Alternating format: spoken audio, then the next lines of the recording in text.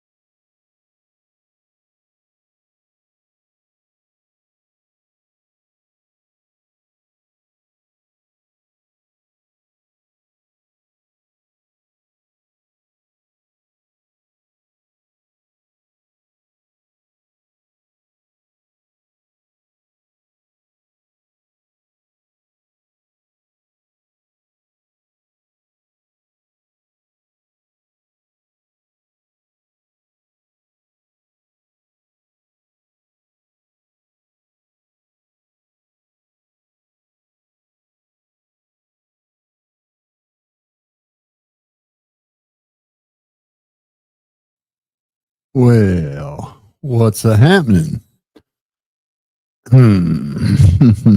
Boy, I'll tell you what, when YouTube decides that they're no longer going to send out notifications, they just don't send them out anymore.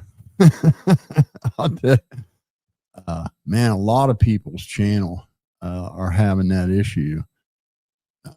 Sometimes you almost have to go back in and hit the notification bell again, or you won't get notifications from channels that you watch.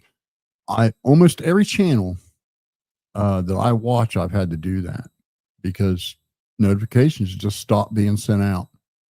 And one channel that I always watch, I mean literally always watch, they'll have a video out 3-4 hours before you get a notification.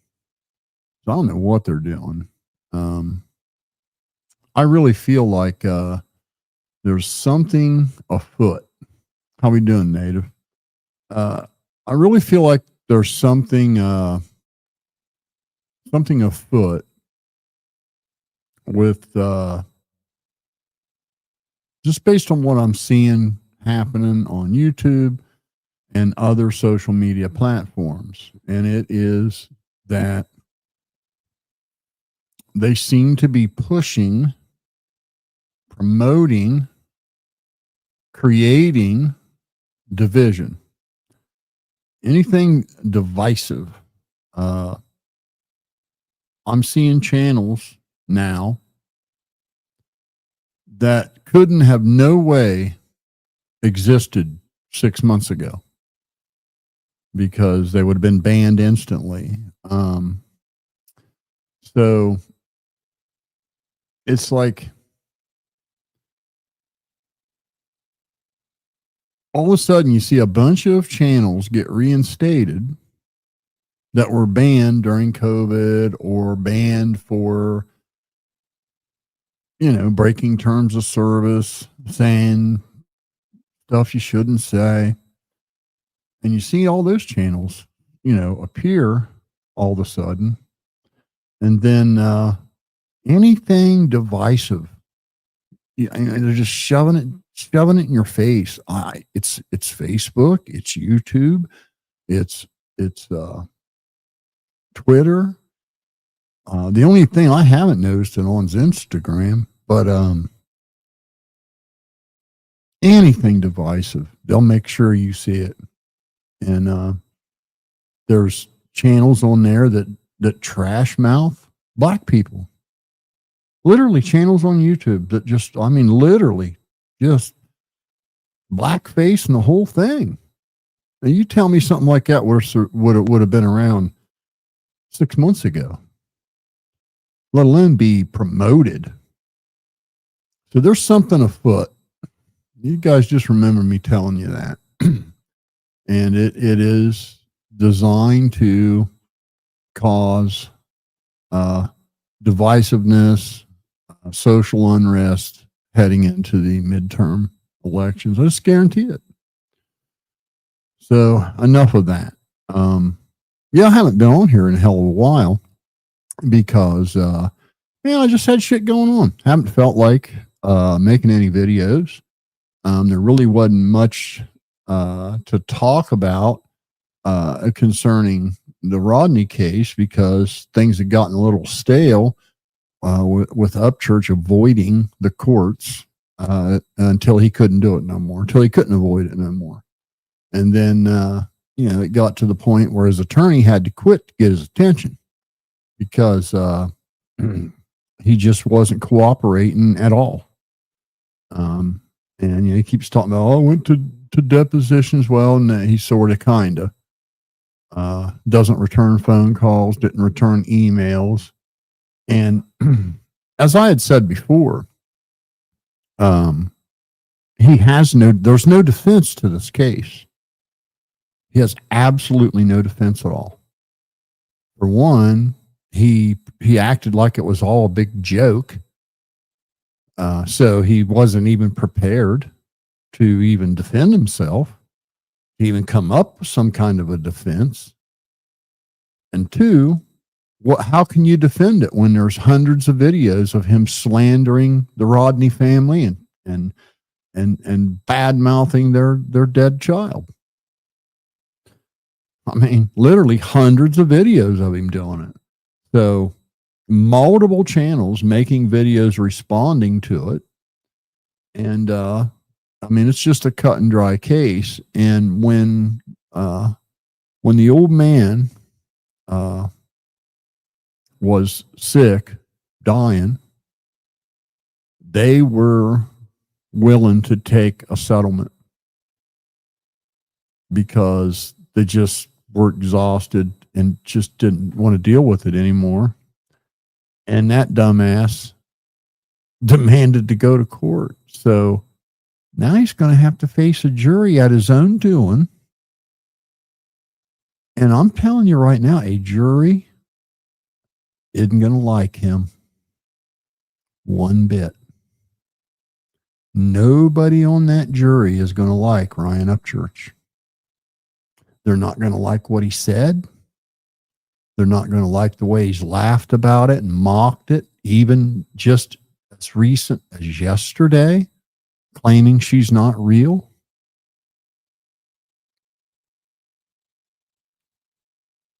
So I got a feeling he's going to get burnt. I wanted you to listen to this video. Well, I'm sure some of you have already seen it, but let's listen to this together and talk about it. Downtown Nashville so bad there ain't gonna be a fucking goddamn downtown Nashville no more. It's all gonna be deserted, and everybody's gonna be in trouble for a bunch of fucking shit. Can you believe he thinks he has this much like power? He's barely getting 10,000 views a video now. And he thinks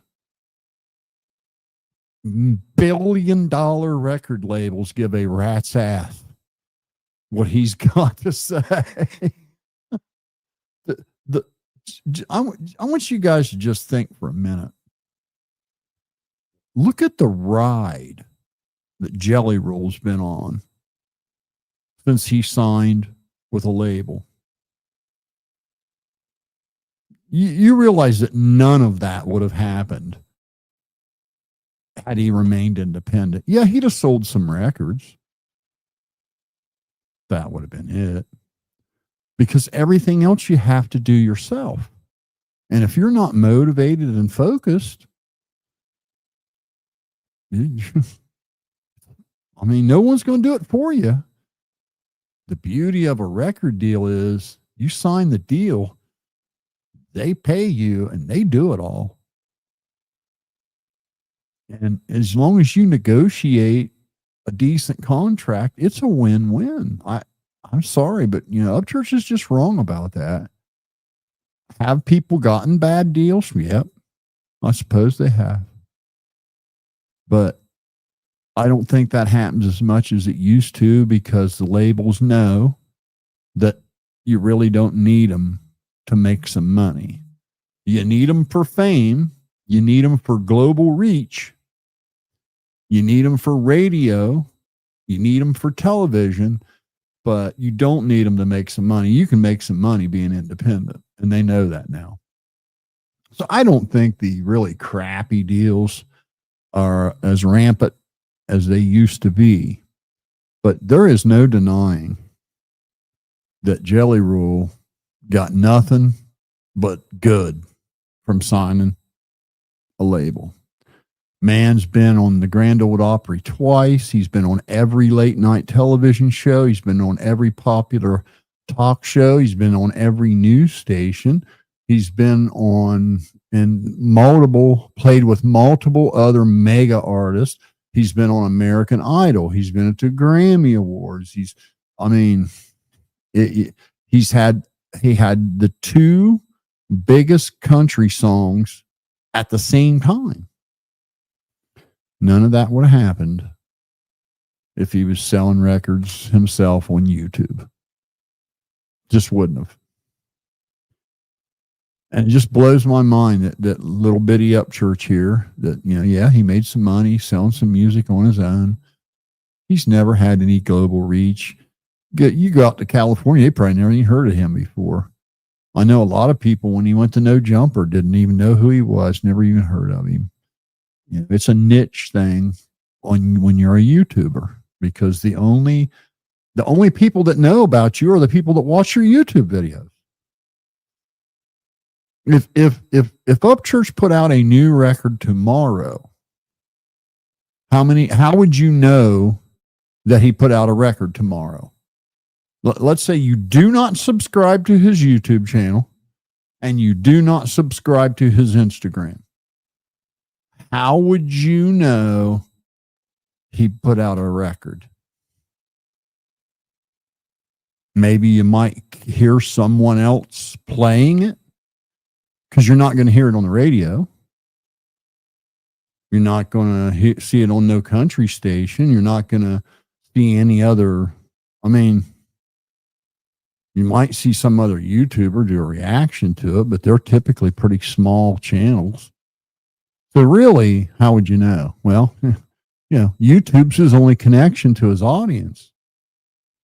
And he's ran off all the rational people that used to subscribe to his channel, because they're not willing to participate in being a part of a weapon to hurt people.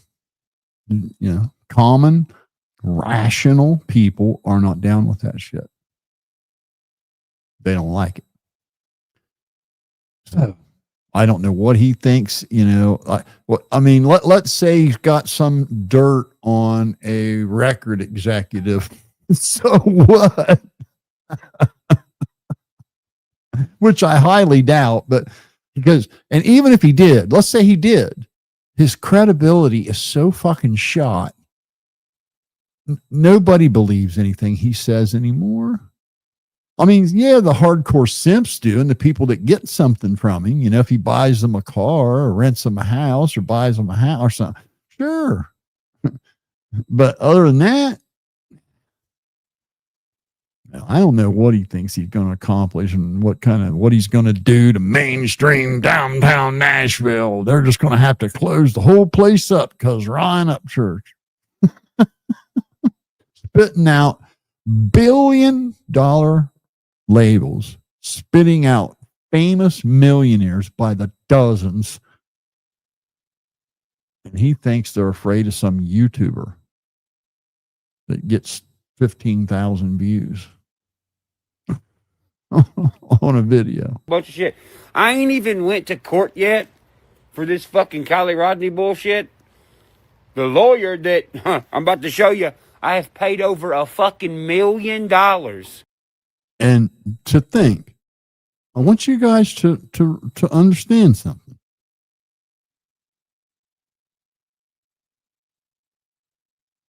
They asked him to apologize, to leave them alone, and to tell his fans to leave them alone. That's all they wanted.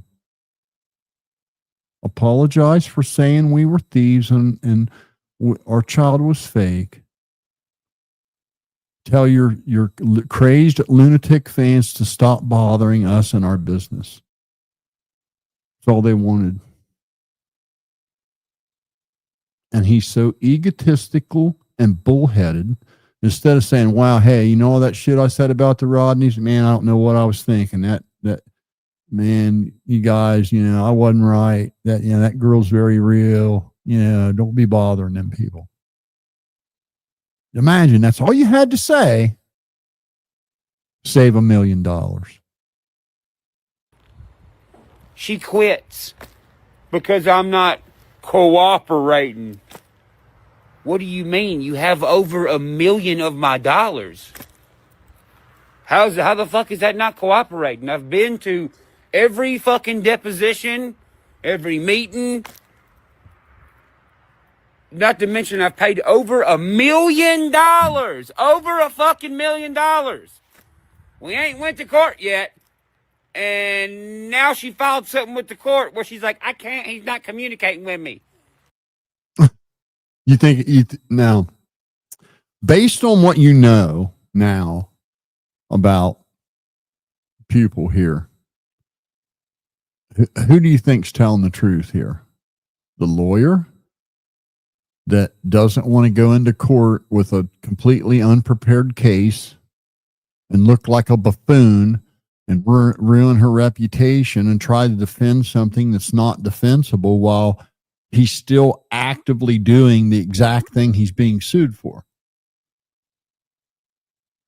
No lawyer would do that to themselves. And then there's the integrity of the court they have to abide by. So, of course she would quit. Of course she would. I mean, you literally are still running around telling people that the girl's fake and it was some kind of TV show, and the Rodni family didn't do anything but report their child missing. That's all they did. They can't help it that YouTubers talked about it. But they can't help that. It's not their fault.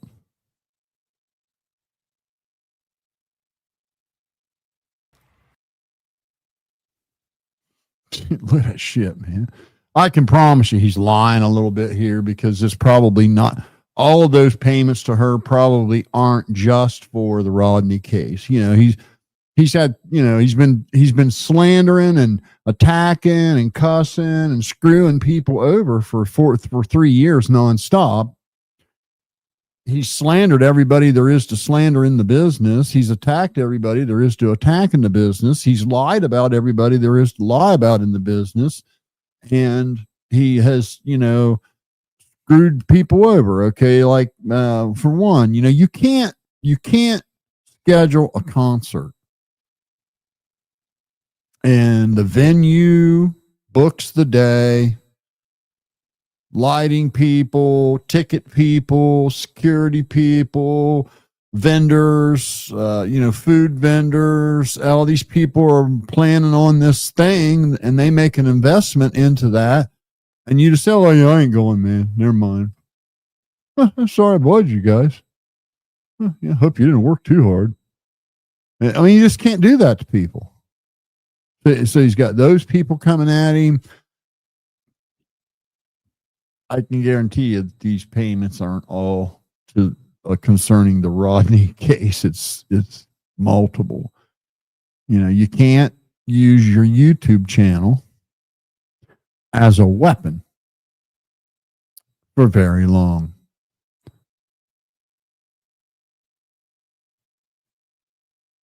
Told you so. Look at that shit.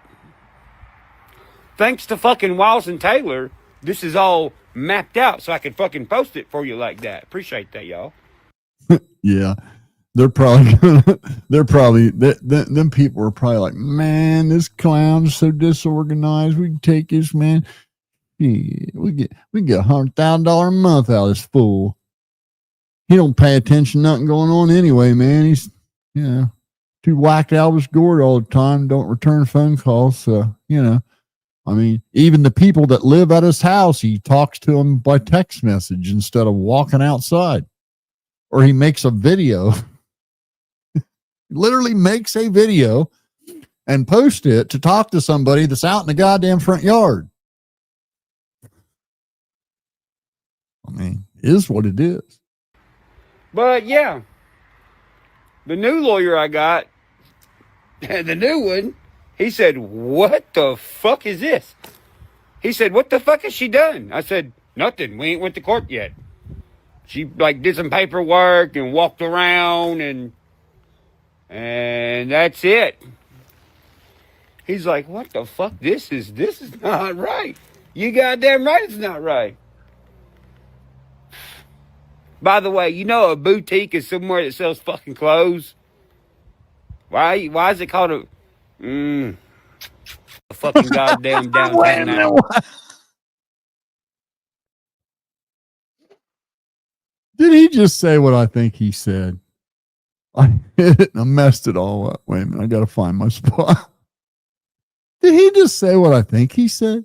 Is that not cooperating? I've been to every fucking deposition. Not to mention I've paid over $1 million. Fucking $1 million. Court yet. And he's not communicating with me. Look at that shit. And Taylor, this is all mapped out so I can fucking post it for you like that. Appreciate that, y'all. But yeah, the new lawyer I got, the new one, he said, what the fuck is this? Yeah, because he doesn't have any idea what he's getting into. Wait till he goes through the discovery and he goes, oh shit. There's no defense for this. He better settle out. He said, what the fuck has she done? I said, nothing. We ain't went to court yet. She did some paperwork and walked around and ain't been to court yet. 6 depositions. She did 6 depositions. 3 of them out of state. And that's it. He's like, what the fuck? This is not right. You goddamn right it's not right. By the way, a boutique is somewhere that sells fucking clothes? Oh my God. Oh, hold on. I got to look this up. I want to look up the definition of boutique because I think that's exactly what a boutique is. I mean, maybe it's for something else, but I've always thought of it as niche clothing.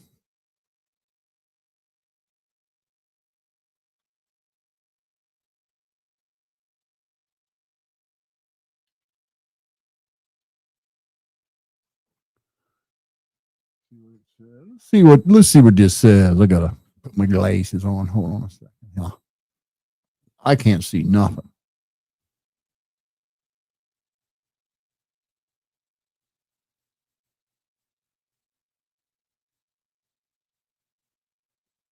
Guess what the definition of a boutique is? A small shop specializing in fashionable clothing. Oh my God.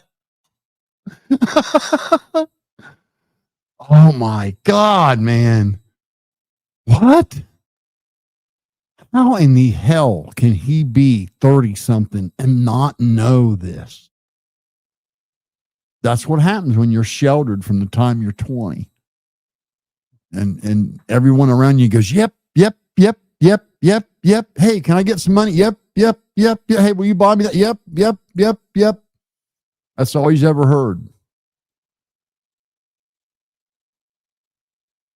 If he walked outside, it was pouring down rain, lightning, snowing, hailing, and everything, and a tornado. And he said, man, it's a beautiful day today. They'd all go, yep, sure is. Sure is a beautiful day. Sells fucking clothes. Why is it called a boutique? Is somewhere that sells fucking clothes. By the way, you know a boutique is somewhere that sells fucking clothes. Why is it called a $1 million over?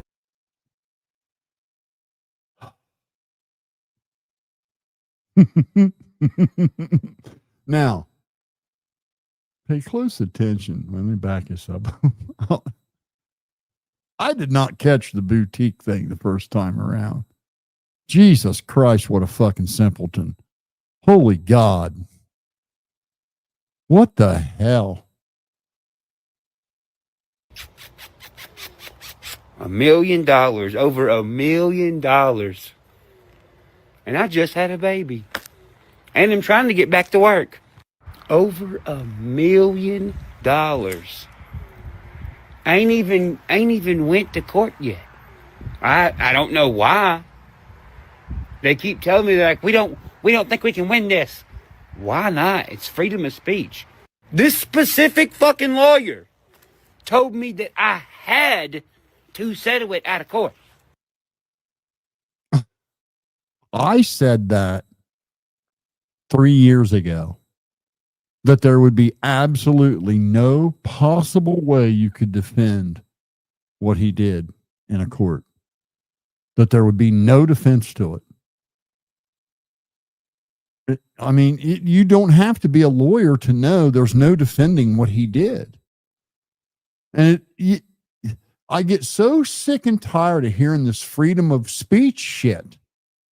Nobody said you can't say it. You can say it. You're not free from the consequences of saying it, though. You can't slander people. You can't look at an audience as a celebrity, a huge following, and tell them lies about people. And he didn't say, I think they might be scamming GoFundMe. Not what he said at all.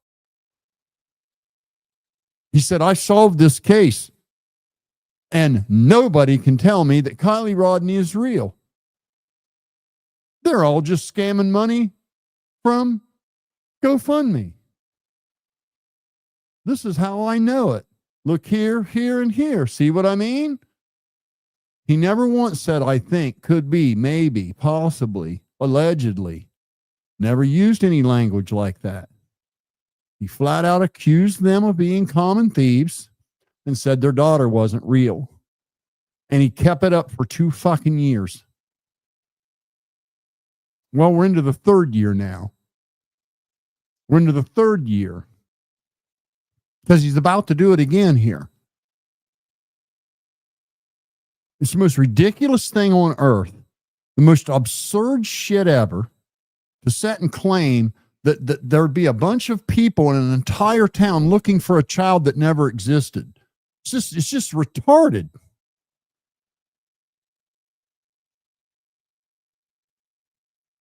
Unbelievable that a person could even have these thoughts. And there's only people that have those kind of thoughts are people that abuse drugs.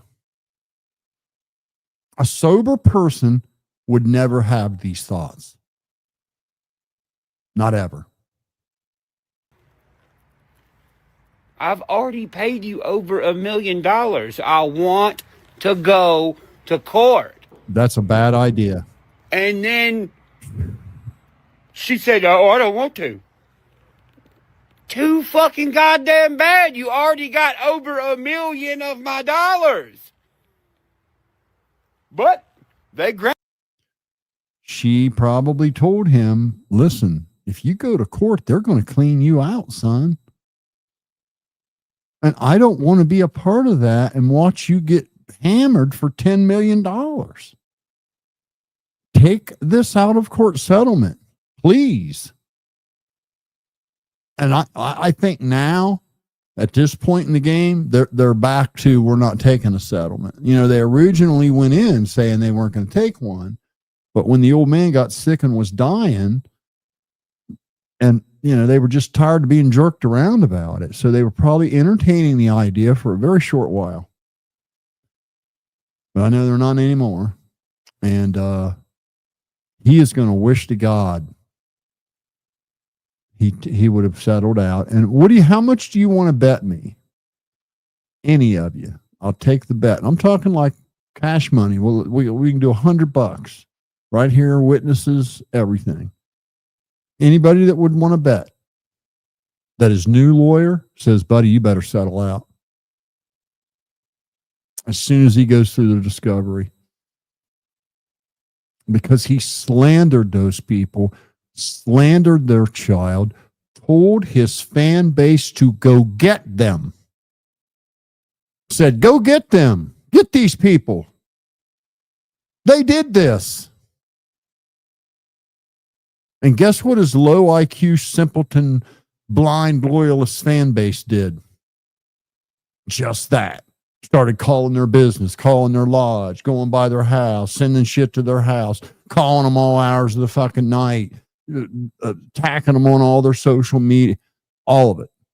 I lived it. I know exactly what kind of idiots you're dealing with out here.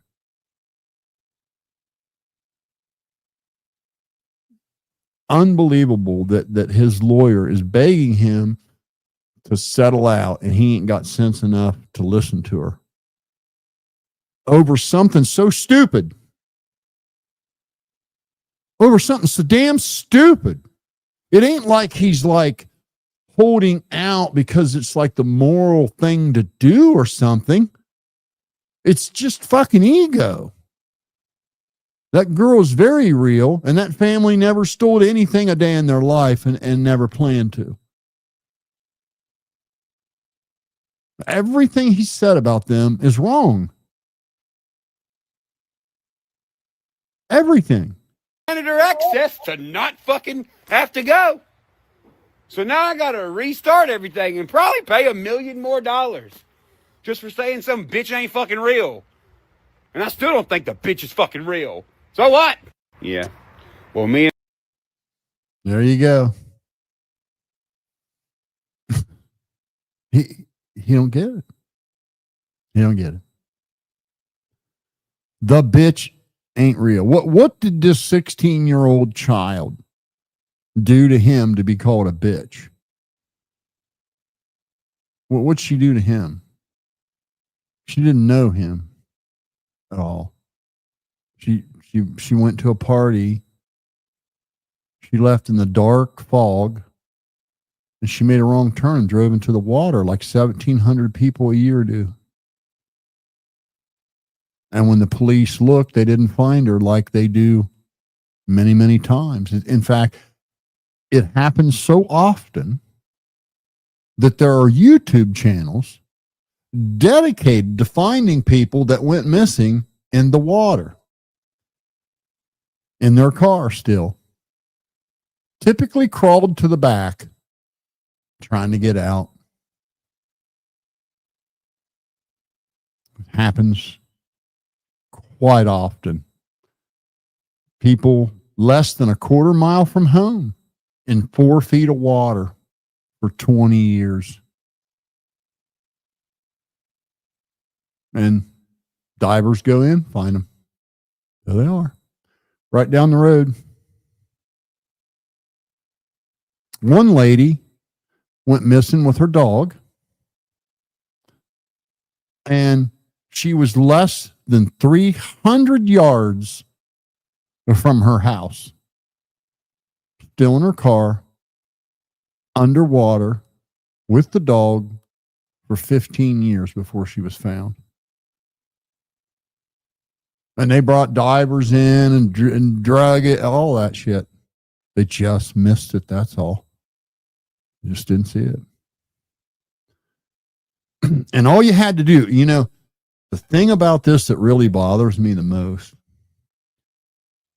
Well, before I get into that, we'll let this. And my new team are documenting this really, really fucking close.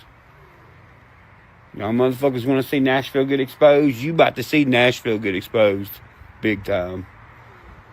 How the fuck you pay over $1 million and not even make it in the goddamn courtroom? What's that got to do with Nashville? I'm trying to figure out what he thinks he's going to do to Nashville. Oh my God. The fuck is that? That's got to be goddamn illegal or something. Who the fuck signed off? I'm about to. Yeah, that's it right there. Okay. So, for the love of God, man. Where was I? There are so much similarity to what's going on with the Charlie Kirk case right now. And I'm just going to tell you now, okay? So get ready. If you think anybody other than Tyler Robinson assassinated Charlie Kirk, you're engaged in pure, willful ignorance driven by confirmation bias. Because that is exactly who did it, beyond any even possibility of any doubt. And how do we know this? Well, we know it for a lot of reasons. But when you decide to ignore facts, and you decide to ignore evidence, and you decide to ignore eyewitnesses, and co-sign wild, speculative assumptions that don't have a single fact to them, and I see the same, you know, the same thing happened during this when Rodney was missing. Upchurch started making wild speculation, and people believed him. And it was the most far-fetched, crazy nonsense. And I could take any video. You send me any video of anything. I don't care what it is. Any video of any kind of somebody doing anything. And I can shut the sound off, play the video and narrate it, and make you believe that something totally different is going on than what was actually going on in the video. And you would believe it. It's the easiest thing in the world to do, to narrate something and put a process, thoughts, words in someone's head, mouth, and actions. You just make up your own story and put it in their mouth because you're the one speaking for them. Just like the stupid nonsense of people I saw one channel actually insinuating that Charlie's two very long time security guys, one of them, Charlie got to know him because he went to the same church as Charlie. He actually met his wife there, the same way Charlie met his wife. And he became one of Charlie's top security guys. He's been with Charlie for over 8 years as a security guy. And there was a YouTube channel saying that they were Israeli and that they were smiling because they are the ones that killed him. And the guy literally had a clenched teeth face as he was putting a tourniquet and stuffing something in the hole in Charlie's neck to prepare him to haul ass out of there. And then you had people running their mouth speaking in absolutes about shit they don't know nothing about. And I mean, don't know anything about it. And Upchurch was doing the same shit. During the Rodney case, he would zoom in on Google Maps and say something was something when he had no idea what it even was. He would find a random Honda CRV sitting in a driveway and all of a sudden decide that that's a clue. Or he would look at a 10-year-old Google satellite view image and talk about it like it was taken today, not understanding that the picture's 10 years old. And sadly, too many people believe the shit coming out of his mouth. They're doing the same thing with the Charlie Kirk case. It's just, I suspect there's going to be a lot of lawsuits when the dust settles. And a lot of people have earned them. I mean, a lot of people have earned a damn good suing. The stuff they've said about innocent people is unfucking believable. You know, Upchurch did the same thing. He singled out a girl, just some girl that happened to be on a true crime podcast doing the same damn thing he was doing, showing some interest in the case. And he accused her of being a part of it and had his whole fucking fan base believing that she was some kind of sinister person. And the truth was she was a 2-time war veteran and a NASA employee that didn't do a goddamn thing. It was all in his head, every bit of it. He didn't do one single thing. And I see the same thing now. Talking about Charlie's own people. Like they would. Do you know how absurd it is to suggest that his own team, who has access to him at all times, would wait until he's in front of a crowd of 3,000 people and God knows how many cameras to take him out? Why would they wait till then to do it? When they could do it anytime, when nobody's around. It's just absurd. The notion is absurd. It would be one thing, honestly, it would be one thing to maybe think that people are out there speculating about who did what if nobody had been arrested and we had no evidence showing that they deserved to be arrested. But that's not the case. We do have somebody in jail, and the evidence against them is irrefutably overwhelming. There's absolutely no reality where it could be denied. No reality at all. You have to engage in total willful ignorance and ignore the facts, ignore reality to even suggest that something else took place. The evidence is that good. I don't know of a high profile capital murder case in recent history that had better evidence than what's in this case. The evidence in this case is as good as evidence could possibly be.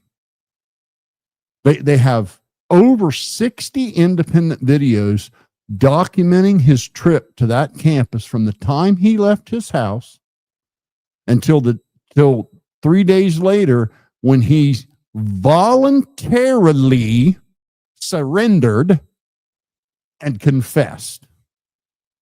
And any goddamn notion that didn't happen is you ignoring facts, engaged in willful ignorance, taking some YouTuber's word for something that they would have no way of knowing. No YouTuber out there knows one goddamn thing about that case that you don't know. The only thing they can do is speculate. Yes, even Candace Owens, the only goddamn thing she can do is make wild speculation, which is exactly what she has done. Speculate. And she showed some text messages from 2018, for fuck's sake. from 2018. And somehow through her bullshit have made those relevant somehow.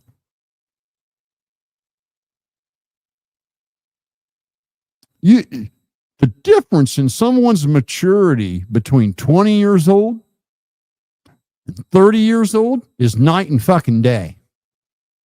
In fact, you could argue they would be a completely different person by then. Because at 20, you're just now starting your first real job and getting some responsibility. By 30, you're a parent and own a home. A lot happens in that amount of time. So, what text from 2018 would prove is nothing. Not a damn thing. Not a damn thing. They have video documenting him, get red light cameras, capturing him with timestamp along the way on his trip there. Gas station stops, fast food stops, piss breaks. All of it's on camera. Where he parked his car, where he walked with the rifle to the campus in his pant leg. He had the butt of the gun down his pant leg, and he had the barrel down his back with his hoodie and his backpack on over it. And he walked right down the street, was captured by 3 separate Ring doorbell cameras. He's then picked up again by another camera walking under the tunnel, straight across the street, picked up by another camera going up the steps, picked up by another camera scooting into position. Same camera watches him put the barrel back on. Same camera watches him aim. Same camera watches him pull the fucking trigger. Same camera watches him jump up and fucking flee. And then 2 other cameras capture him jumping down with the goddamn, these YouTubers showing that video while narrating it, telling people there's no gun is just nonsense. You can clearly see him grasping that fucking rifle wrapped in that towel. Clearly, you can see it. And if you have any doubts about that, you need to go to Gray Hughes' channel and watch the video there where it hasn't been edited and smeared and smudged and zoomed out and fucked with. They literally have him doing it. Then his own fucking parents ID him. Yes, that happened. Any YouTuber telling you it didn't happen is a liar. They don't know what they're talking about. His mother absolutely, positively, cataclysmically, absolutely fucking did say, that's my son. And I would know my child anywhere in 2 seconds. And people don't understand. You know your child when you see your child. You can just tell by the way they stand.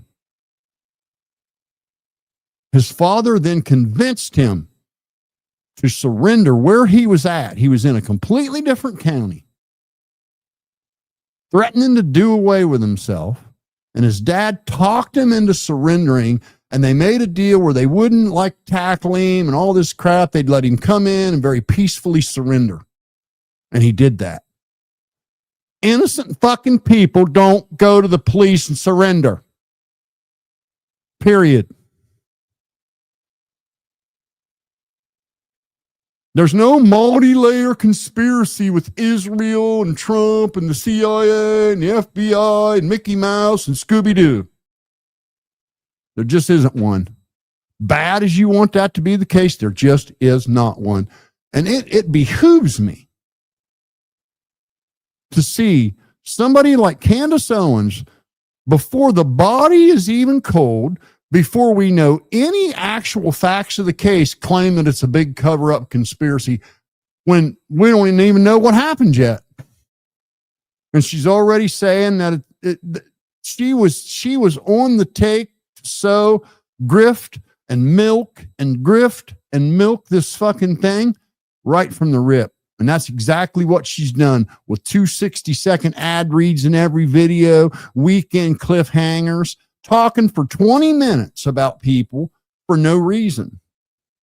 There was one of the things that, and when I knew that she was just going to be a feckless grifter, her first video she made about the case, because you got to bear in mind, she'd already popped her mouth off and said it was a conspiracy cover-up before they even knew what was going on.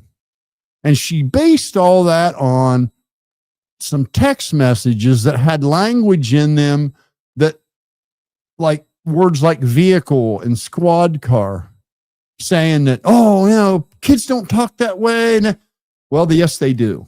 Oh, yes, they do. Especially nerdy kids. What I'll tell you right now, you get around nerdy kids or autistic kids, they always use proper words. Always. And then all of a sudden, after Candace Owens says all this shit, a video surfaces of Tyler Robinson getting a ticket after getting in a fender bender. And guess what he says? My mother is on her way in her vehicle. I was waiting on the squad car to come.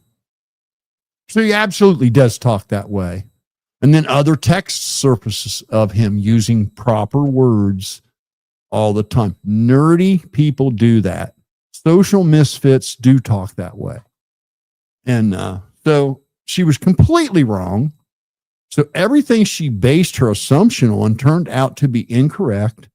So then because of those text messages, she claimed it was some big conspiracy before she even had a single fact of the case. And now she something else she's doing that's very frustrating to watch. Very frustrating. You guys know how I feel about celebrities slandering people, using their social media influence to hurt people. She's got some personal vendetta against that 24-year-old camera kid that's a camera guy for Turning Point. She obviously has some personal beef with this kid because she has yacked and yacked and yacked about all these things he supposedly did that are suspicious, but yet she's never really come out and said suspicious of what? What is it that you think he did? This 24-year-old kid hired to hold a camera. And watching a video, narrating what he's doing like you know what's in his mind. Well, he just watched an absolute horrific tragedy. Unbelievable. That kid hasn't done a damn thing wrong. And I hope he lawyers up and sues her ass from here to hell. She will deserve it.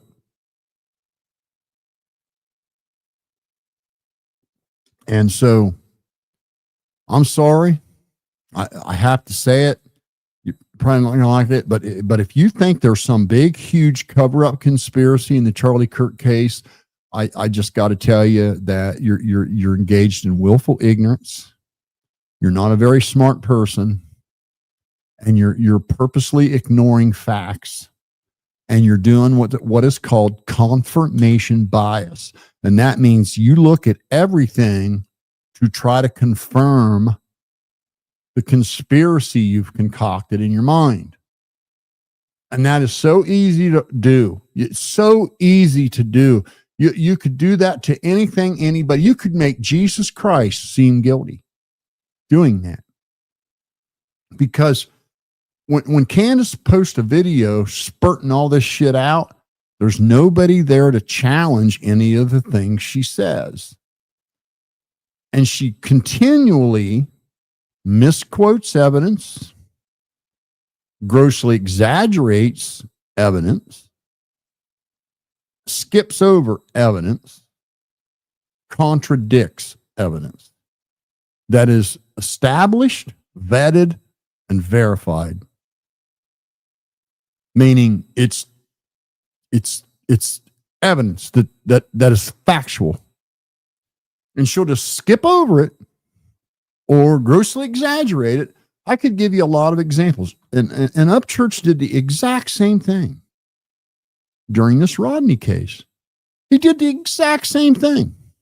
You know, Zanime goes to Prosser Family Campground. This is a state park that is extremely popular in the area. It's the local party place. Like almost every community has like a local hangout, a local party place. I'll get to everybody's comments here. I see your comments. I'll get to them.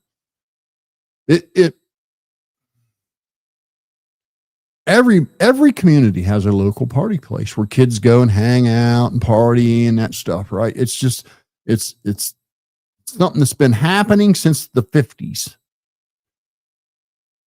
And Prosser Family Campground, where Kylie Rodney went missing, is that place for Truckee, California.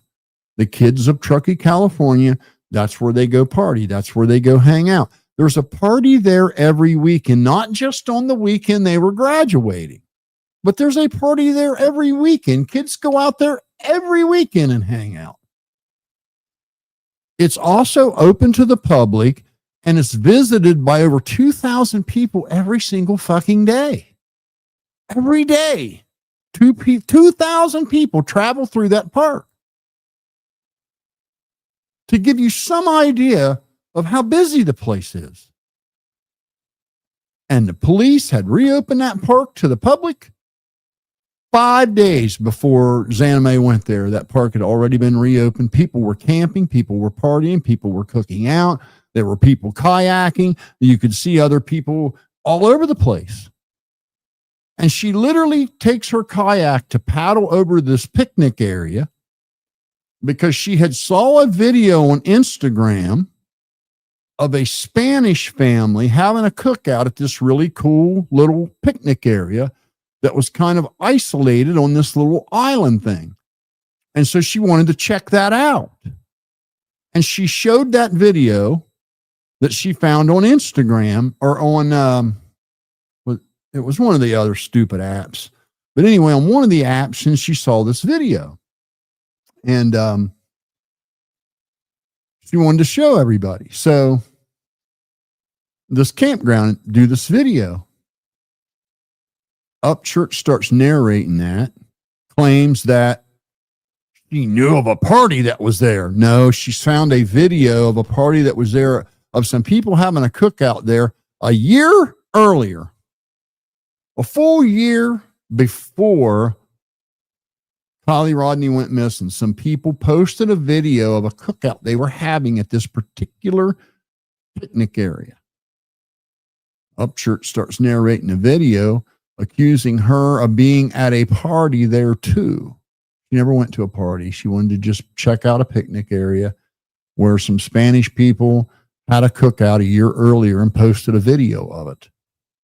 A public fucking video on a public social media site. And then when she's paddling her fucking kayak, he claims she paddled over the body when you don't even know where she's at on the lake. There's no reference to show where she is on that 1,870 acre lake. Nowhere. It's got 7 miles of shoreline. 7 fucking miles. And he looks at a 10-second shot of her paddling her kayak and tells everybody she paddled over the body, and the fucking simpletons believed it. That's how stupid things get when someone narrates a video and puts actions, words, and thoughts in a person's head when they don't have any idea. And the same thing is happening right now with the Charlie Kirk case to a T. To a fucking T. I'll say it again. There is absolutely no reality.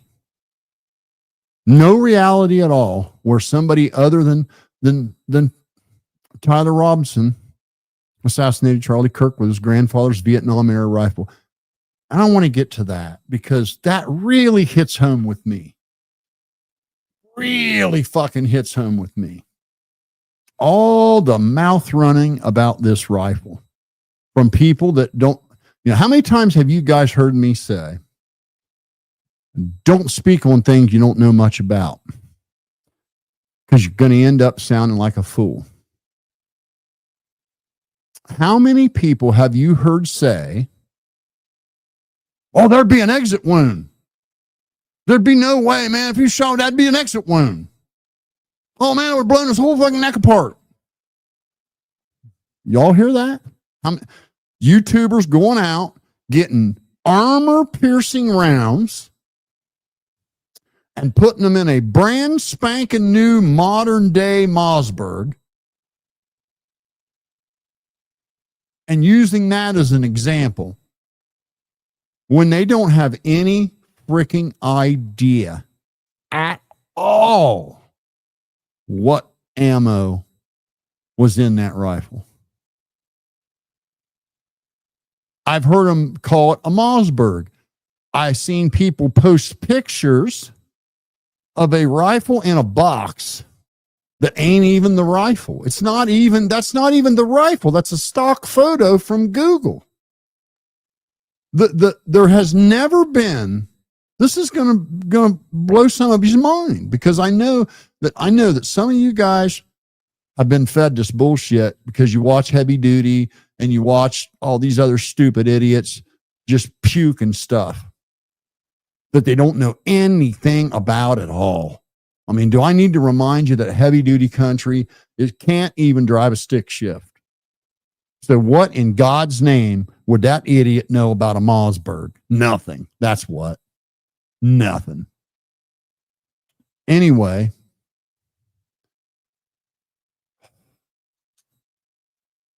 if you read the charging documents and you pay attention to some facts, you would know that it is a Vietnam era rifle. A very valuable Vietnam era rifle. Not a World War II, because you see, a World War II veteran would be over 100 years old. Tyler Robinson's grandfather is still very much alive. Still drives, still everything. He is a Vietnam veteran. And the rifle he gave Tyler for his birthday, 16th birthday, is a Vietnam era rifle. Not a World War II, not a brand new Mossberg. It's a Vietnam era rifle. Bet some of you right now, listeners, did not know that. But so that's one of the facts you've decided to ignore or not digest while you're listening to YouTubers speculate. That's a fact. It's a Vietnam era rifle. Because how do we know this? Well, his grandfather was a Vietnam vet. How do we know he's a Vietnam vet? Well, his age. How do we know he's a vet? Well, it's in the charging documents. Entered into evidence. That's how we know these things. How do we know it wasn't the one that Heavy Duty showed on his? Because there's never been a picture of that gun released by the law enforcement. They've never released a picture of it ever. There's no need to. And they won't until trial. They have a case to protect. So now what's the next mistruth about the rifle? Because that was one mistruth. Some people running their mouth saying it was a World War II rifle. Some people running around saying it was a Mossberg and going and getting fucking armor-piercing rounds and shooting them out of a Mossberg and saying, see, all bullshit. Now, you ready for me to blow your mind some more? Because, see, I like to pay attention to facts and use common sense. That's how I was able to predict everything that has happened to Ryan Upchurch almost to a T. Everything I said has come to fruition. Everything. And he's going to go to court and he's going to lose, and he's going to lose big. And that'll be the end of it.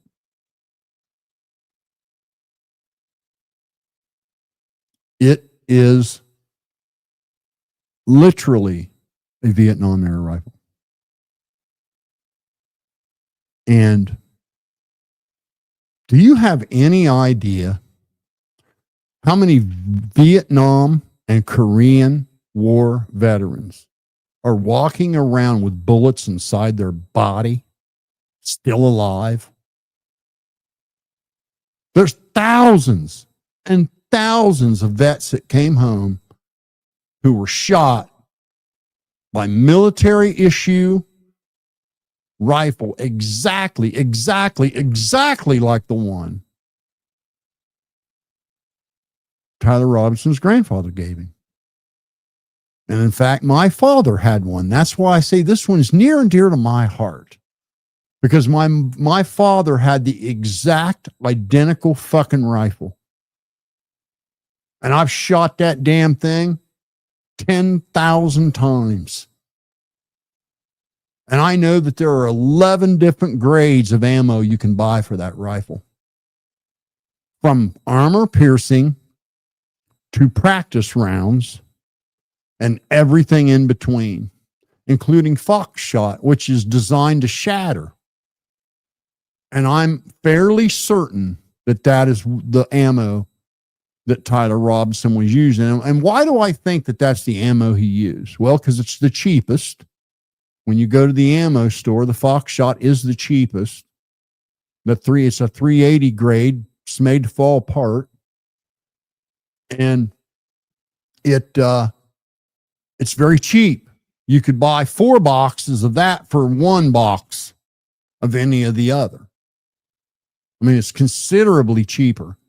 It's considerably more plentiful. It's one that they make an actual practice round for that rifle. A couple of different companies do, but most people buy the Fox shot and use that for target practice because it's so damn cheap. It's everywhere. Everyone has that ammo. And I'll bet you that's the exact ammo that was in it. If not, he probably used some he packed himself, and he probably bought the cheapest kit to do it with. I mean, you got to apply some common sense here. You're talking about a kid, a 20-something-year-old kid that's broke, ain't got no money.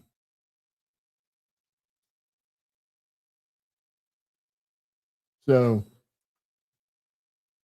and what makes us think it was that Fox shot? Well, here's another thing. Everybody was running around claiming there was no autopsy. Well, by God, there was an autopsy. Just like any other time, there's an autopsy.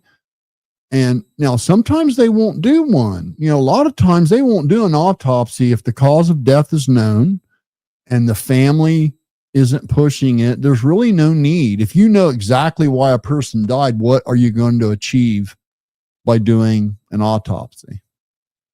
And so when people were saying that there wasn't no autopsy, I was like, well, yeah, they know why he died. He got shot. So maybe that's why they didn't do one. Well, then come to find out they did do one. They did do an autopsy at the family's request, and they recovered the shards, and they've ballistic tested them. They matched the rifle. So all that noise, and all of it was just noise because none of it was fact-based. The facts are they did do an autopsy. The facts are they did recover shards. The facts are they did ballistic test it. The facts are it did match the gun. So there's that, right? Oh, what else? There's so much, man. I've had to unsubscribe.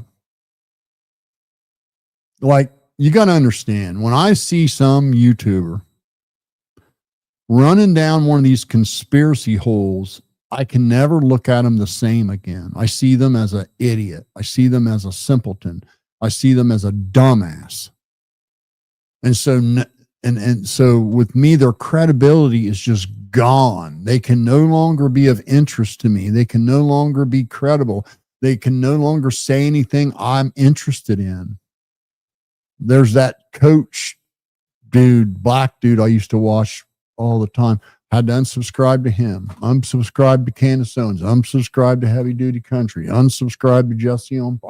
I've had to just spam, and just keep unsubscribing because I can't no longer look at them as a serious person or a knowledgeable person or an educated person once they started the Scooby-Doo episodes.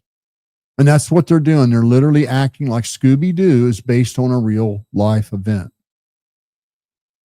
There's no fucking, let me tell you something.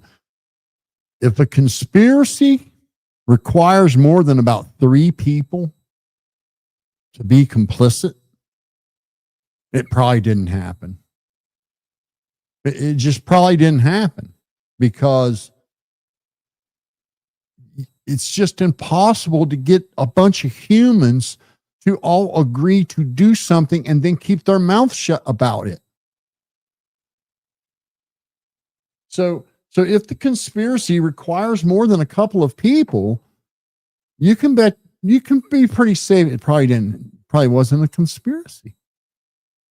And the ridiculousness that this stuff has reached with some of these when I sat and I listened to somebody like Heavy Duty Country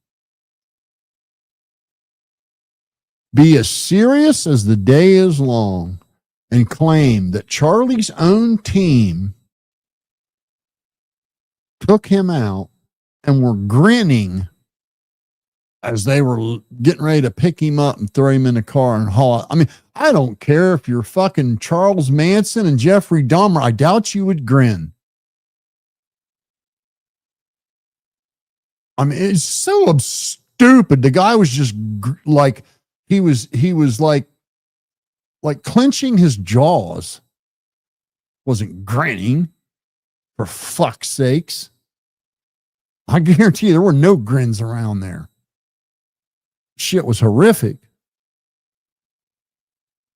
And then suggest that a neurosurgeon that grew up in the area, put himself through school for 8 years, and then did an internship for 6 more years, and then took advanced studies to become a fucking neurosurgeon.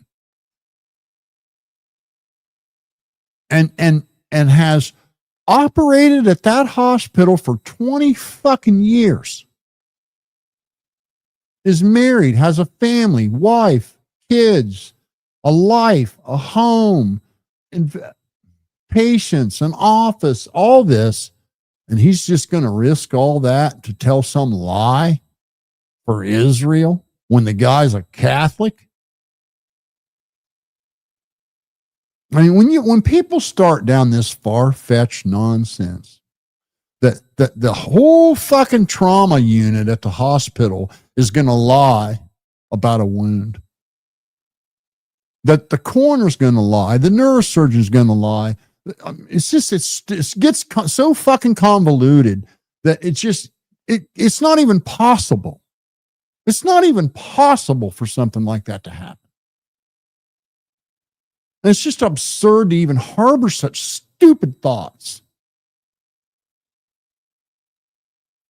That shit's so far-fetched, it wouldn't make the cutting room floor in a Scooby-Doo episode because toddlers would know it's unbelievable.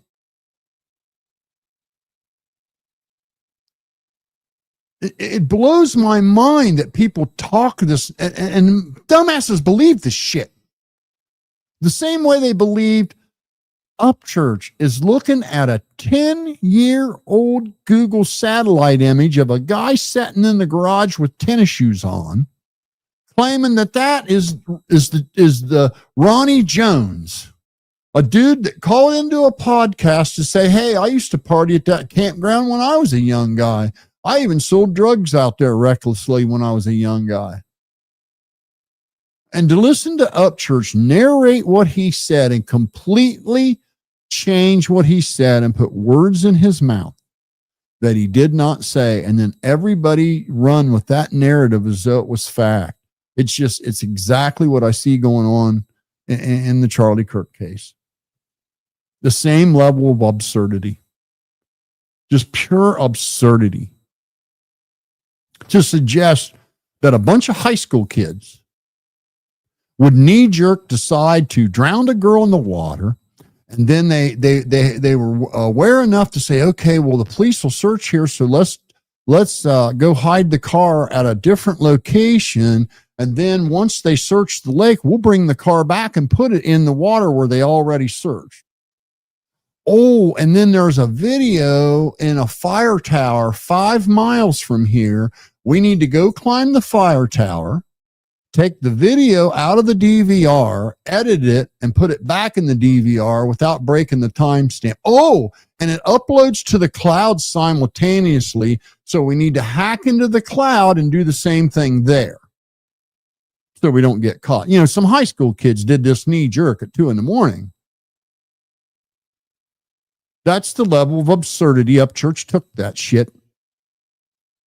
And his ridiculous low IQ fans like Patrick Patterson and the Swartzes and fucking Captain Kirk and all, just your typical fucking simping idiots. And the only thing that isn't fair in that whole lawsuit is the fact that fucking Schwartz is getting away with not having to pay. Captain Kurt's going to get away with not having to pay. And them other two fucking crackheads aren't going to have to pay. Although they were the least offensive. They knew what they said was bullshit. They did apologize and they did back away from it. But old Captain Kirk, he stood strong. Fucking stupid ass idiot Schwartz, because of the way he was raised by the piece of shit dad he's got, he stood strong, slandering innocent fucking people like they didn't matter, from a fucking YouTube channel with 3 million subscribers. And I just think it's unfair that Upchurch is the only one getting sued. The other ones should be getting sued too. And I bet you if the Rodneys had the money and time, they would have. But the problem is Schwartz don't have nothing to sue for. He owes the bank for every single motherfucking thing. He does not own a single asset. Neither does his dad. But they owe the bank everything. There's nothing to sue for. So, and what are you going to sue Captain Kurt for? His apartment? That's the only thing that saved their asses. But I just want that to be known. They should have been sued too. They were guilty of doing it too. And they very much did do it with their little notepads and all this shit. In fact, it was Schwartz that doxed. That fucking did most of the doxing.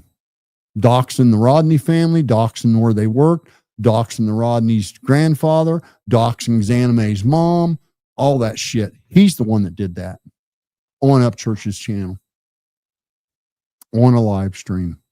I have the clip. Any day he wants to try to fucking deny it. And Captain Kurt did his share of fucking slandering and doxing too. Anyway, the similarity with the Charlie Kirk case is just, it's so striking to see that there are this many people that are so gullibly stupid. And there are this many YouTubers that are willing to grift off such a tragedy. If you go and you look at somebody like Heavy Duty Country's thumbnail history over the last month, or Jesse on Fire's thumbnail history over the last month, or Candace Owens' thumbnail history over the last month, it'll make you sick to your stomach, because every single fucking day, it's a new person they're accusing with a new conspiracy full of convoluted nonsense and no proof. Yet, you got a mountain of proof over here against the person that's sitting in jail that you're completely ignoring. And there have only been a handful of channels out there being honest. Turkey Tom, Paramount Tactical, Gray Hughes, The Quartering, Steven Crowder, Tim Pool. They've remained fact-based, only discussing the facts, only analyzing the facts. No speculation, no wild assumptions, no accusing. the responsible way. Everybody else, all these other sons of bitches, slandering people, imagine, just fucking try to wrap your mind around your husband is brutally assassinated on camera. You got 2 little babies and 1 on the way. And if you cry, they say it's fake. And if you don't cry, they say you're not grieving, so you must have killed him. And you got a bitch like Candace Owens, a selfish, reckless bitch. Because, I still remember when she was a left-wing lunatic. Maybe some of you don't know that, but, she flipped from being a lunatic as fast as she got engaged. She got engaged in about the same amount of time it took her to be a Hillary Clinton voter and a Trump supporter. She became a Trump supporter when she found out it was more profitable for her YouTube channel to be on that side of the fence. It's not sincere. It's never been sincere. Never been sincere. And to watch her accuse so many people, she has literally tried to rip that 24-year-old camera kid's life apart. Yet she's never stated what it is he supposedly did and never showed any proof of anything. And she has completely ignored. She just acts like there's never been an arrest and there's no evidence for the person that's arrested when there's so fucking much evidence. I mean, how many murder cases do you have video showing the perp come there with the weapon, showing the perp move into position with the weapon, showing the perp use the weapon, showing the perp flee with the weapon, showing the perp hide the weapon, the perp stopping and talking to 2 different people, the perp seen on camera leaving the scene, the perp seen on camera driving around, and then the perp voluntarily surrenders after their parents turn them in and confess. You tell me and you got 3 DNA samples left behind, 2 really good sets of fingerprint and palm prints, and 4 really good shoe prints. And the shoe prints are damning. And let me tell you why. Because old Tyler walks pigeon-toed. And it scuffs the bottom of his shoe off at an angle. And guess what we see on those fucking shoe prints? That exact wear pattern. The evidence in this case is overwhelmingly against Tyler Rodni. There's no way he's going to be able to get out of it. He will be convicted. The only question will be death penalty or life. That's the best that his defense team can hope for, unless they're able to draw a mistrial because of all this goddamn disinformation these stupid ass grifting YouTubers are smearing around. It wouldn't matter much if it was some yo-ho. I said this when Upchurch did all that shit. If it was just some yahoo, nobody'd care. But when you got somebody like Candace Owens who has a huge following and people believe her, then it's no longer something you can just blow off. She's telling 4 and 5 million people all kinds of rancid shit about people that she has no way of proving. Just pure speculation that is not even honest speculation. It's not honest speculation. There is nothing to suggest anybody on his team did anything, yet she keeps saying that they betrayed him. She was cornered in a CNN interview and asked specifically, what does she mean when she says they betrayed her or they betrayed him, that he was betrayed by his own people? What does she mean when she says that? She can't answer it. She had no fucking answer. She danced around it and never did answer it. So she continually accuses these people but doesn't say what she's accusing them of or have any proof of them being guilty of anything. Just her saying they're suspicious that they betrayed him.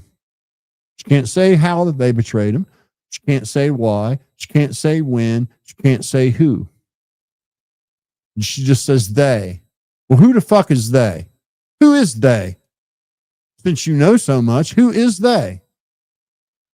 Well, she can't name a they, which tells you it's all entertainment. And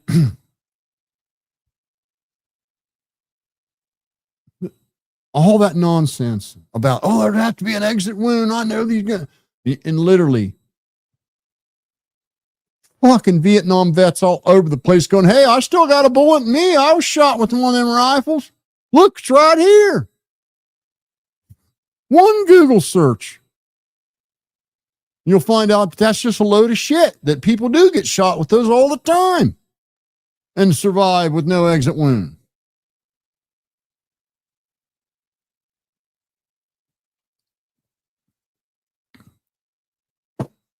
And so if you're one of those people that has subscribed to such utter nonsense, I want you to know, old PBR thinks you're a dumbass. I'm sorry. I love you. I appreciate you watching, all that, but you're a dumbass. Because you're listening to some YouTuber speculate and narrate instead of actually analyzing facts for yourself and applying common sense to them. You know, the continued gross exaggerations. I'll give you another one. Oh, I wish I could remember the dude's name. He's a real popular. He's another popular conservative never Trumper. Sandy blonde hair, about 50. I'll think of his name in a minute, but he's one guy. I don't listen to him very much, but he's been around for a while. He's got a pretty big following. I hear him say again, just goddamn yesterday, I just wanted to reach through the lens and choke the guy. Figuratively. Okay. He says, we're supposed to believe he took the gun apart and put it in his backpack when he jumped off the roof. No one has ever said that. That has never been said. Never. Nobody from authority, no law enforcement person has ever said he took that gun apart after he shot him. He didn't take it apart. And that's what they said. He didn't take it apart. He wrapped it in a black towel so that it would blend with his black clothes. And he held it. I want you to understand how he held it so you can understand why it was hard to see. Okay. He tucked the butt of the gun up in his armpit, wrapped in a black towel, and he had a very baggy black hoodie on with dark pants. Okay. He shoved the butt of that gun up into his armpit and let the gun rest on the inside of his arm while he gripped the barrel with his hand. So picture the gun tucked up under your armpit real tight, following your arm straight down, and you're clenching it and holding the butt of it up into your armpit with your hand wrapped around the barrel about mid-drift. That's how he had that gun when he jumped down and took off running.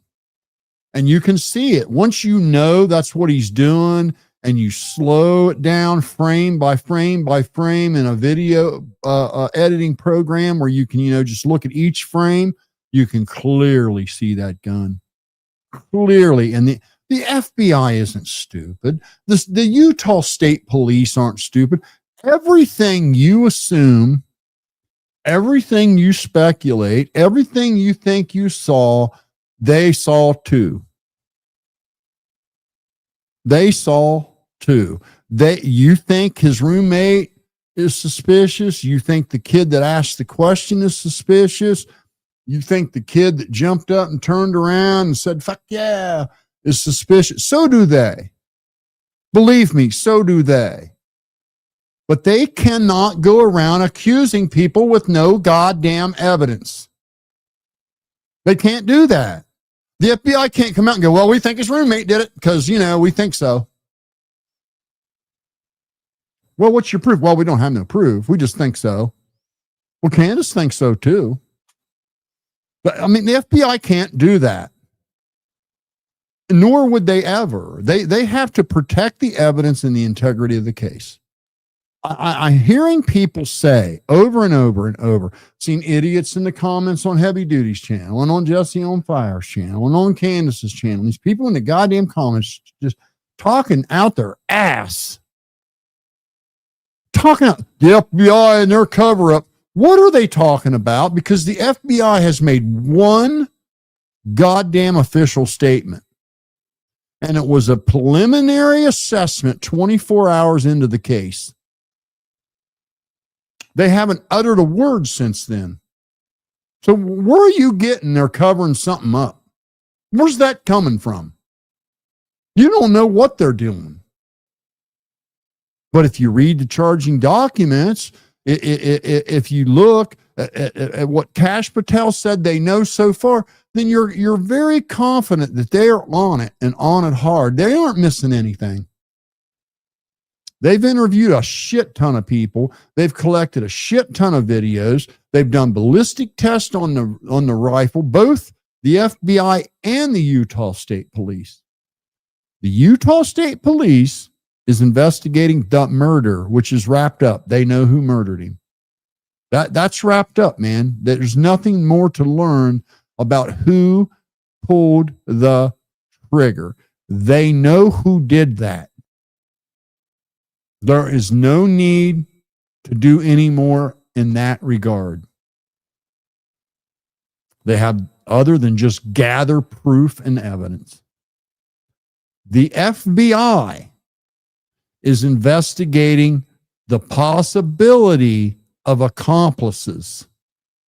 The FBI has no jurisdiction in the murder case. The murder case is under Utah State Police jurisdiction. They are who's charging him. It's the state of Utah versus Tyler Robinson in a capital murder case. The FBI is investigating the possibility of accomplices. And they've said that from the start. And I don't know where anybody's gotten some notion that they're covering something up. They got that all based on what Candace Owens said because she didn't believe the original text messages. And she carried on and carried on and carried on because they didn't have timestamps. But then she posts text messages from 2018, and guess what? They don't have no timestamps. Each text message, if you're sending a series of texts, doesn't have a timestamp beside it. You can add them. The software keeps track. But you pull up your text right now, there isn't a timestamp beside every single text. What the fuck is she talking about? And she based that all on the fact she didn't believe he would use words like vehicle or squad car. And I thought the same thing for a second. But then after I sat and thought about it for a minute, I thought, no, wait a minute. One of the foster kids we had, you always use proper words. And a couple of the autistic kids at the day camp we take the grandson to, they do the same thing. The adult ones, the ones that are like 20, 25 years old, they always use proper words for everything. And then you see a video of Tyler Robinson talking to the police about a fender bender, and he says vehicle twice. He says it twice. Then text messages surface from Tyler Robinson from years ago. And guess what? He says those big, nerdy, proper words. His verbiage is nerdy. So everything Candace based that on was just incorrect. And that's what happens when you speculate. That's why you shouldn't speculate. You should never assume and speculate, especially if you're going to start accusing people. And Upchurch is going to learn a valuable lesson about that. It's going to hurt. It's going to sting. The funny thing is, and I know he has not come to this I think he is. I'll take that back. I think he is coming to the realization to some degree that the money pile is starting to dwindle. Now, it's just a fact, kids. I don't care if you think he's the best singer on earth, and he's the best human on earth, and he's the best everything on earth. There is no denying that he has lost his fan base. Depleted big time because of all the slandering and personal attacking he's done to people for no reason. The way he has flushed friends like they didn't matter. He hooks up with a band and all he does is verbally abuse them, break their equipment, and then so they quit, and then he badmouths them. It's just, people aren't down with that. That turns people off. Rational people. And I know you irrational people that are blind loyalists will never understand that. But common people are really turned off by that shit. Especially when your whole shtick is some humble kid from the sticks, And I can tell you that with that dwindling fan base has come dwindling cash flow. I mean, I don't care how you shake it. People don't buy a record twice. So any money he would have earned from record sales from his earlier work that was fantastic, he's already got. The only thing he'll get now is some royalties if it is played by people. He's not getting any revenue from his YouTube channel. And he's only seeing an average. I'll be generous. I'll be fucking generous. And I'll say he's getting an average of 15,000 views per video. Which means only about 15,000 people are even paying attention to him anymore. Not 3 million. His last 2 albums flopped tremendously. Creeker 3 didn't sell 20,000 copies.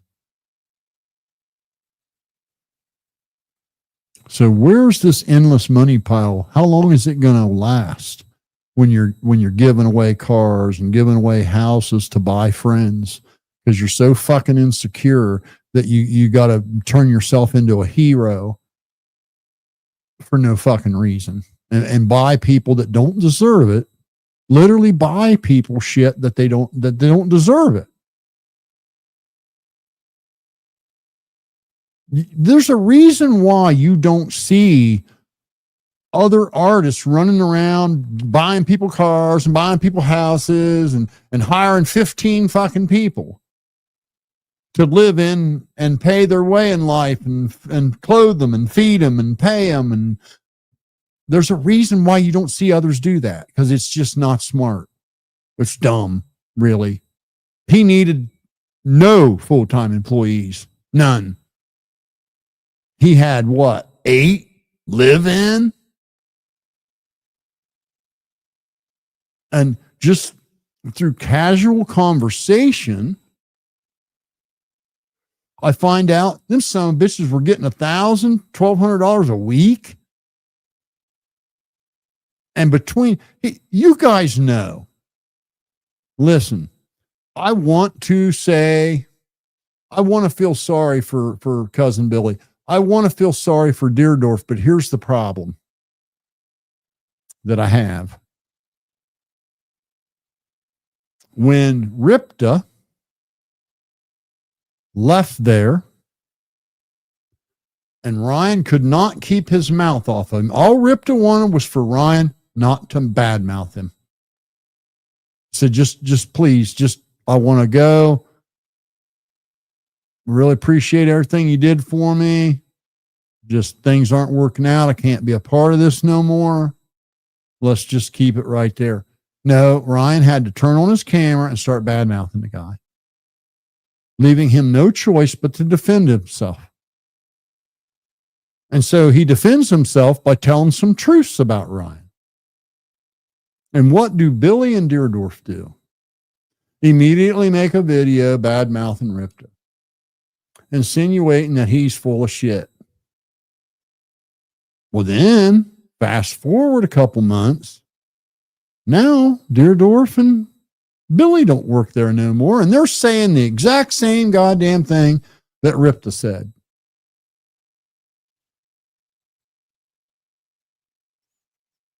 So there's that. So it's hard for me to say I feel sorry for those guys because of that. How many times did I say, if they'll do it with you, they'll do it to you? Well, it turns out he did the same thing to you guys that he did to Ripta. You quit silently. You don't say a fucking word to nobody. And what's he do? Start trash mouthing you. And then when you finally respond, he blames you, which is also a chicken shit cowardly thing to do. So I don't know. You tell me how long this money pile is going to fucking last when you were blowing through money that irresponsibly. And I know what you're saying. Oh, it's his money. It's his business. No, that sends a message to your fan. Okay. That you do not respect them. You do not appreciate them. You take your fans' hard-earned money that they've gave to you and you waste it like it grows on trees. And you waste it in some of the most irresponsible, egregious ways right in front of the people that gave it to you.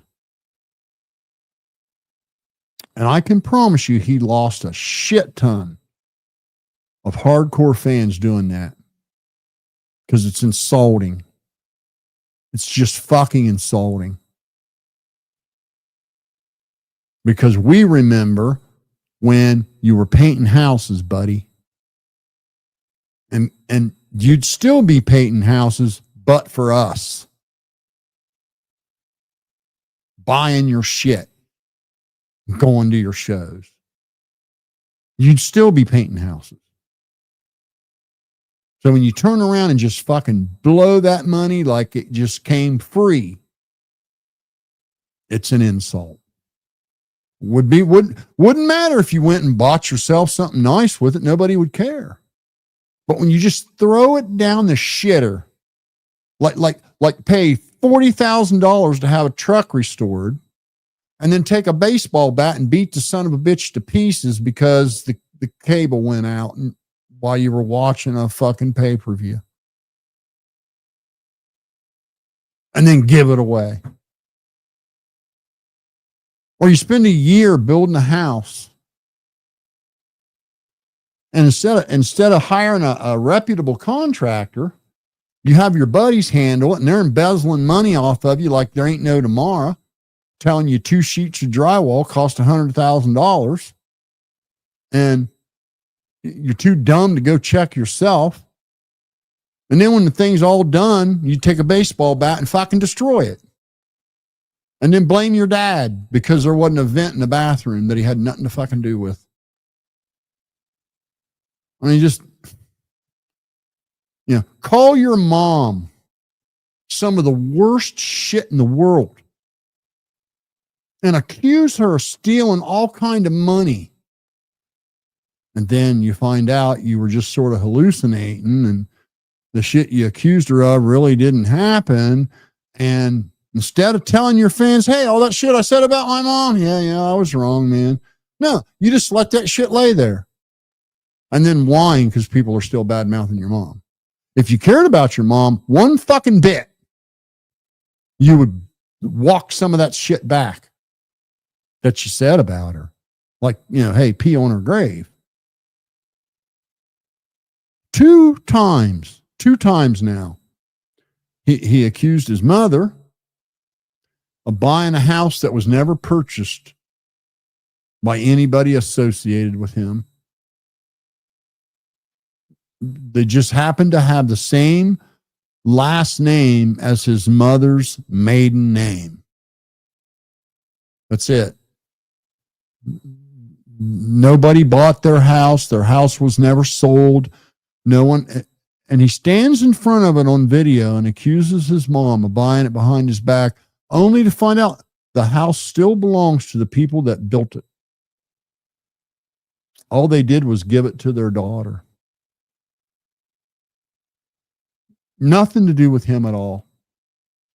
Then he does the same goddamn thing with a house in Kentucky, claims that it's his. And that one of his people bought it behind his back.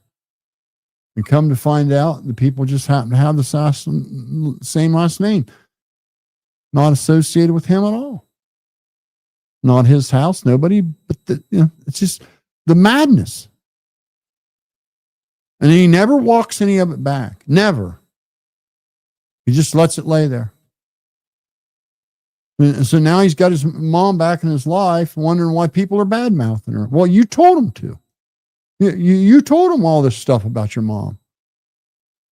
You said all this horrific shit about her. You never walked it back. You never set the record straight. You never said, hey, that house I accused her of? Yeah, it turned out, I was just tripping. Because that'd be the truth. But you don't do that. And you watch all these assholes, heavy duty country. I'm naming these idiots. Jussie on Fire, Candace Owens. I'll put a whole list together. All of them that are bad mouthing. Innocent people. They'll just act like nothing ever happened and just move on.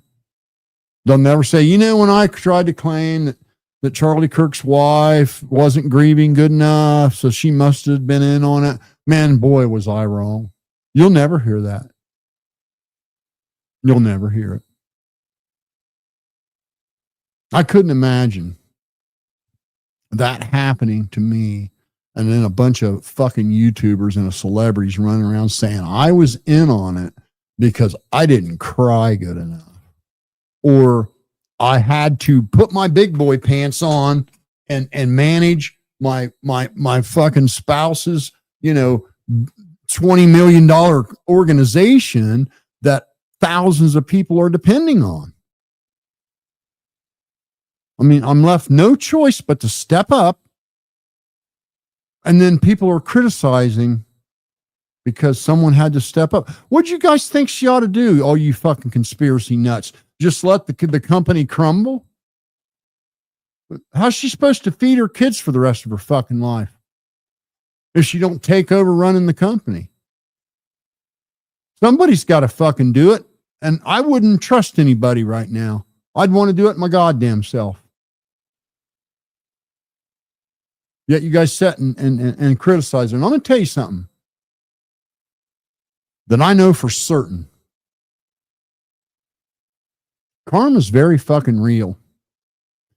And all you sons of bitches out there accusing innocent people, accusing his own people, his own friends, accusing his wife, you bought yourself a date with karma.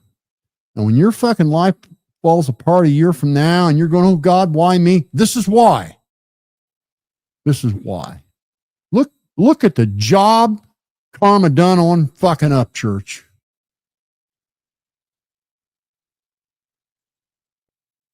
So you keep on accusing innocent people and doing wild speculation. Accusing our own people, Kash Patel and Dan Bongino. Two men that have absolutely earned respect. And you instantly don't give them a microspeck of the benefit of the doubt and immediately start accusing them. Some of you fuckers don't even deserve somebody like Trump. That man has made so many personal sacrifices for you. He risked going to fucking prison for you.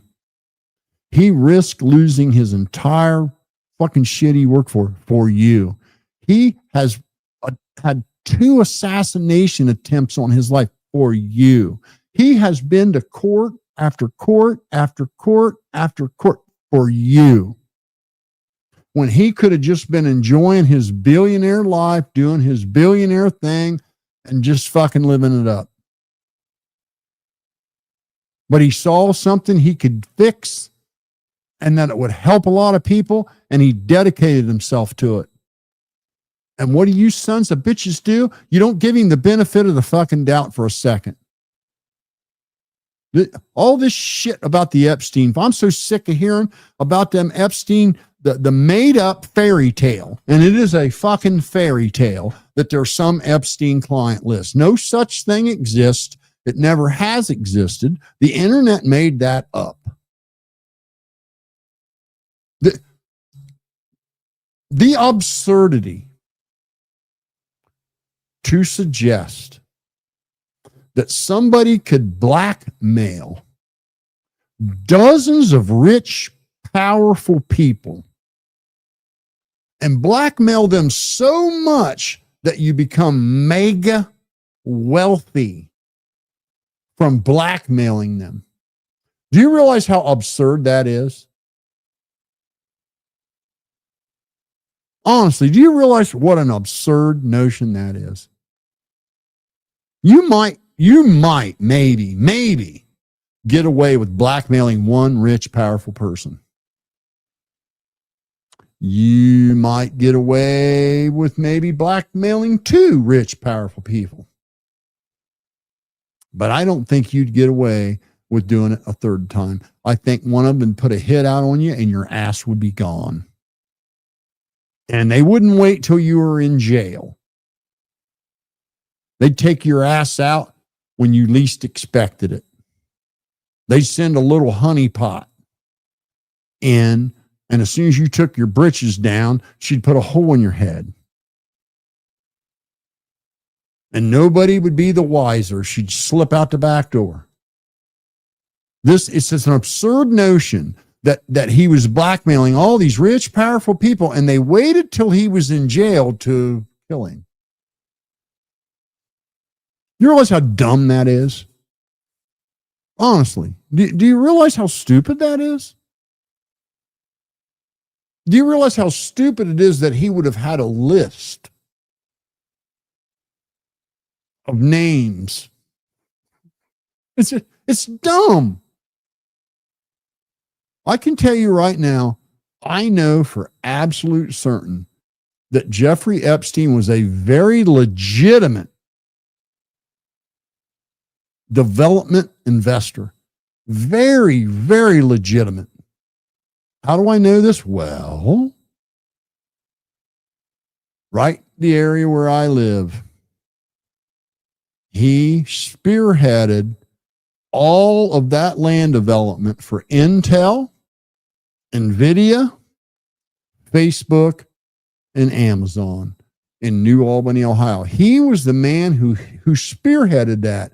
And to give you some idea what the commission was on those deals he brokered, because that's what he done. He was an investment broker for developments.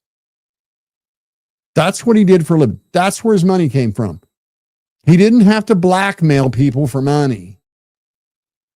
Maybe did he blackmail somebody? I don't know. There's never been any proof of that. No law enforcement agency has ever charged him with that or suggested that. That's just something the internet decided must have happened because everybody kept saying, nobody knows where he got his money, which is untrue. That we do know where he got his money. He was an investment broker, a very successful one. Despite the bullshit you've been fed. They were buying, to tell you the commission on those deals he brokered for Intel and NVIDIA, they were buying mansions and tearing them down and bulldozing the lot. And when I tell you mansions, I mean mansions. 8,000 square foot, 5-acre mansions. Buying them, bulldozing them. And he was literally given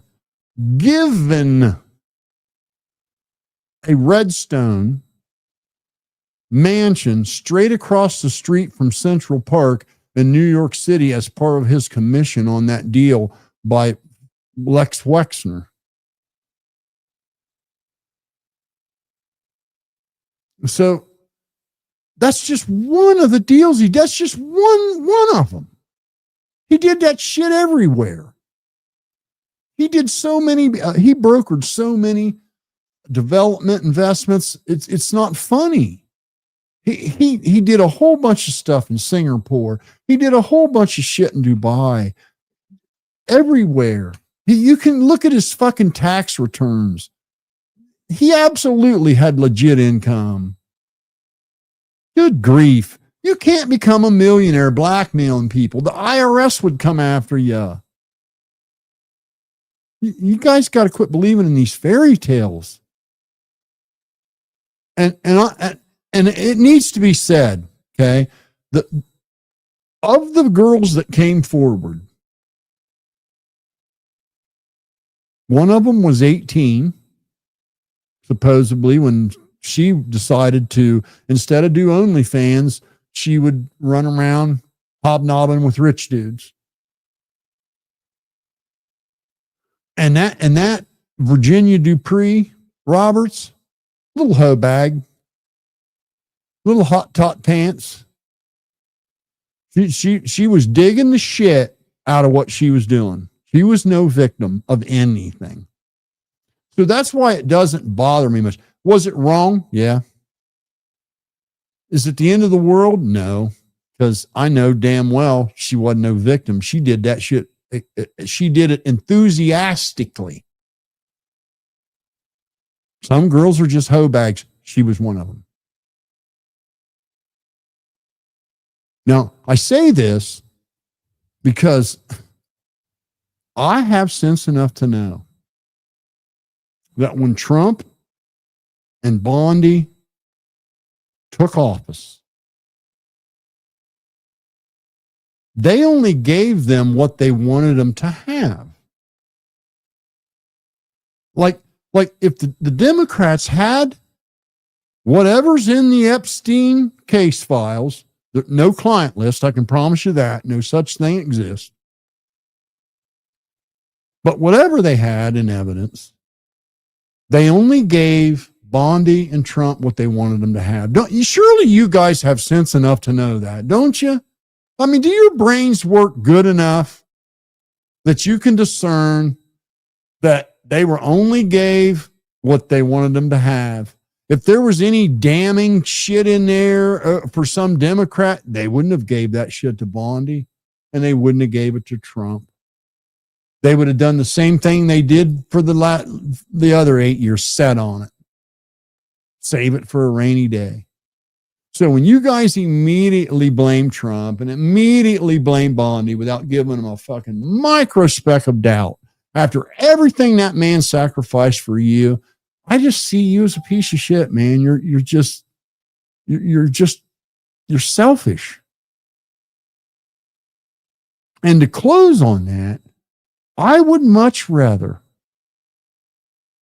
have someone in office that is ensuring that our youth have a decent paying job, can afford a home, don't have to pay a lot of taxes. We got a secure border and no new wars.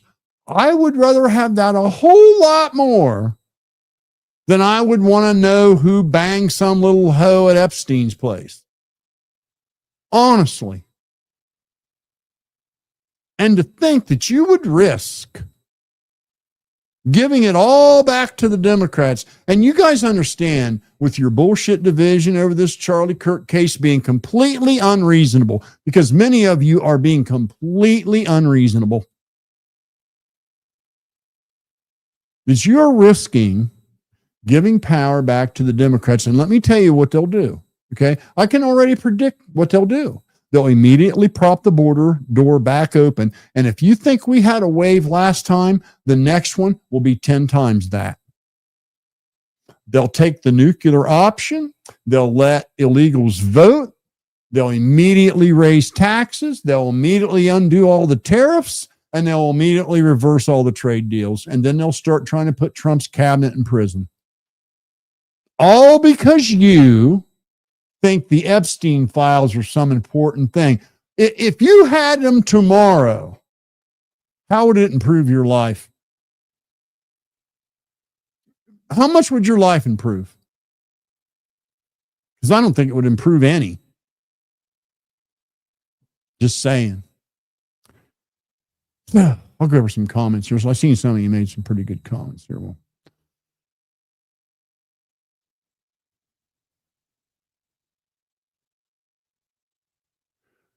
I think the lady quit. The weakest link. She says she thinks the lawyer quit because she was too intimidated by Ryan's ability to critically think outside the box, and I think she quit for exactly why he said, because he wasn't cooperating with her. Even Ryan's very close friends say you can't get a hold of him. He won't return your call. He doesn't get out of bed till 4 in the fucking afternoon. He stays up all night, sleeps all day. So I'll bet you she's needed him to sign stuff, needed him to acknowledge stuff, and she can't get him to cooperate. Secondly, as his lawyer, she advised him to settle out. You're supposed to, like, take your lawyer's best advice on things. And if your lawyer's telling you can't win this case, there's no avenue in which you can win, because you have no defense, because there's just too many videos of you doing what they accuse you of doing. You should probably take their advice. And I don't blame her. I would quit too. I wouldn't want to go into that court with a case I know I can't win. That would be really unprofessional and unethical. And she's told him, you can't win this case. They're willing to settle out. You need to settle out. You can't win the case. And when he ignores her and acts like he can defend himself, what's she supposed to do? Go into court knowing she can't win? I don't blame her for quitting. But I hear what you're saying.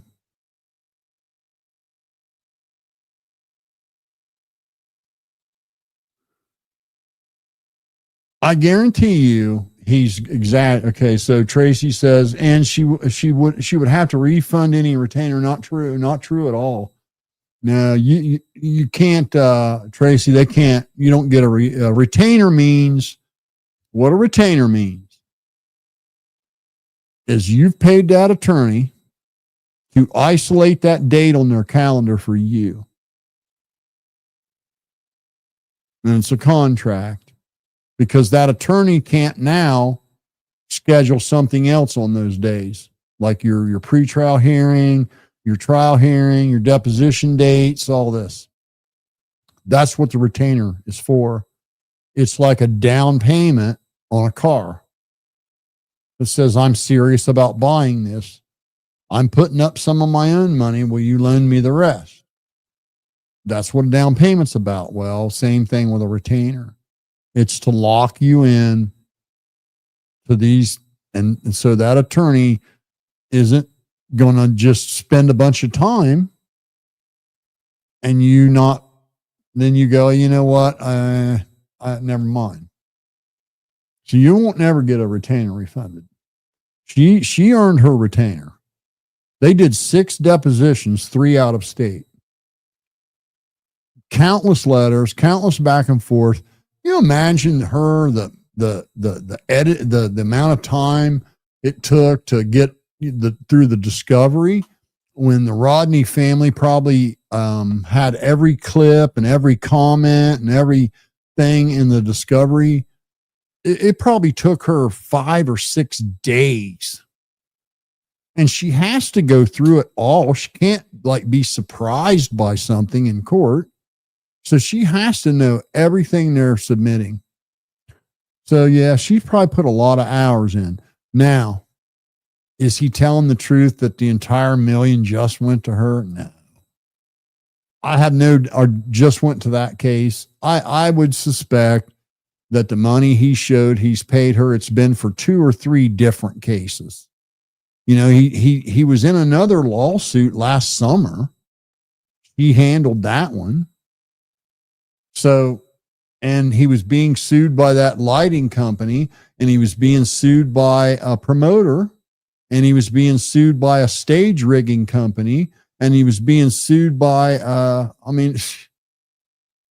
yeah, she probably handled all that stuff. He ain't gonna get no money back from her. She can probably show a flow chart and show every hour. And you know, a lawyer has to stay ethical, or they could, get disbarred.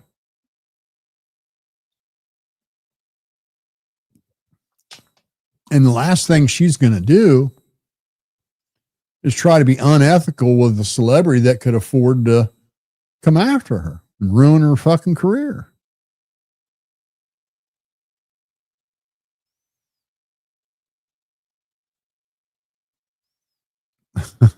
Check it out. Nothing's real. It's all AI. Yeah, check Erica's GoFundMe. Yeah. Hey, I appreciate you, Tracy. Appreciate all you guys have stuck around for so long. I got to tell you guys, you're going, man, I can't wait. I can't wait to show you.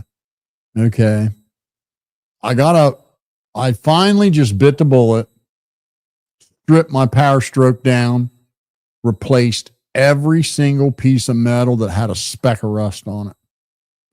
It got all new inner and outer rockers, new cab corners, all new quarter panels, all new bed floor, 2 new front fenders, new inner fenders, new door skins, and a custom paint job. I bead blasted the frame, painted it satin black, had a bunch of stuff powder coated, reupholstered the front seats, put new carpet in it, and added about another 220 horse to the motor. I put a bigger set of injectors in it, put dual alternators on it, 4 batteries. It's fucking beast. I got everything up. The voltage doubled on the injectors, so the injectors just slam, man, when you pour the juice to them. And so I put I think I did do a couple of videos that I put that high pressure oil pump in it. It's a Thumper 2H pop. And I'm gonna tell you, I'm putting the last bolts in it now. I've got a bunch of like little videos made of the process, and I'll do a little like a collage. But I'll show you guys. I'll do a video of the truck as soon as I get finished. I just about got it all back together. Just got to do a few more things. So it looks incredible. If I don't say so myself, it's the best looking Power Stroke I've ever seen. I've not seen one as fucking the color combo, that dark forest green metallic, which I've always been a fan of, gentleman's green. I took it down 1 notch. So it's a bitch darker than what it was from the factory. And I did the same thing with the 2-tone gold and the Bushwhacker fender flares. And then on those fender flares, I got bolts, stainless steel bolts for the fender flares that are black chrome with machined edges. And then now they match the wheels. So it's very trick. Bunch of little trinkets on there like that I've changed around. But the bed, I put a whole new floor, the whole fucking floor in the bed, brand new quarter panels. The bed is flawless. It's completely flawless. And then I had a cab corner going out on the passenger side. So I just put both of them in, and I had some rust on the rocker panel on the driver's side. I put all new inner outer rockers on it. There was a dent on the right fender, so I just bought 2 new Ford fenders. And then there was door dings here and there. And so I just put new door skins on. And now there's no dents at all anywhere. And it's got several coats of PPG. And I'll probably wait till the paint cures good. Wait till maybe spring, and I'm going to wet sand and cut and buff it. Then it'll really look amazing. It looks pretty damn good now. But yeah, I'll show you guys on the video pretty soon, because I know a lot of you guys like that truck. It does. It looks amazing. It really fucking does. So that's what I've been busy doing.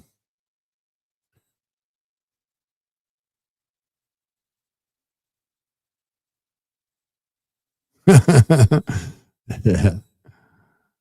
Well, I think he's just being funny.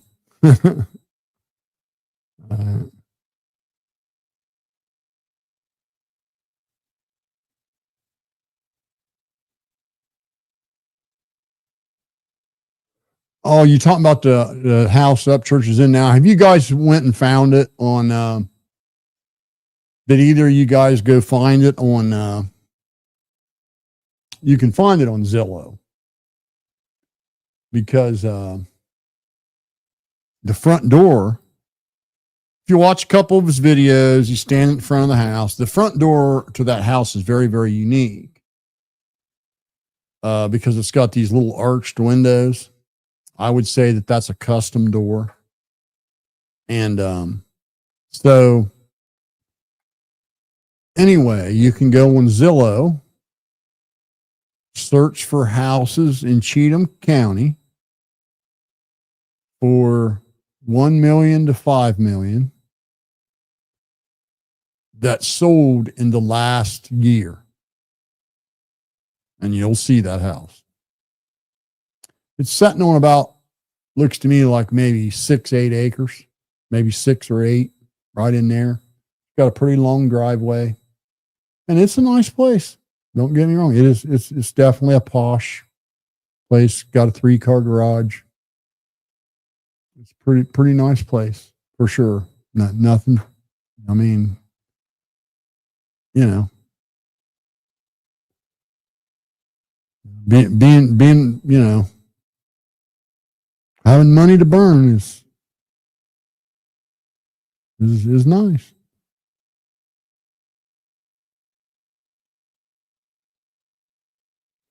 There you go. Exped said he's glad Jelly Roll lost all the weight, almost the same weight Upchurch's lawyer lost when he changed. Yep. You know, the adventure of that guy, my God, you talk about a rise to fame. And make no mistake, okay, all the record label in the world can't do for you what Jelly Roll has been through unless you are super talented. And there's just no mistake. The man's super talented. That's why I had to laugh when Ryan's making fun. Ryan was literally making fun of Jelly Roll's #1 hit song. And I'm thinking, you're just a stupid, jealous little boy. Because that song is loved by way too many people for you to be critiquing it. It's just sorry. But Jesus Christ, man, you can, all last year, you couldn't go in a truck stop, turn on a radio, watch a late night TV show, watch American Idol, watch the Grand Ole Opry, or anything without hearing that song. And I'm sorry, but ain't no Upchurch song ever had that kind of reach. Ever. Not even close. And for him to make fun of it is just so immature. What he should be saying is, wow, look at him go. That's what he should be saying. He should be inspired, not jealous and negative.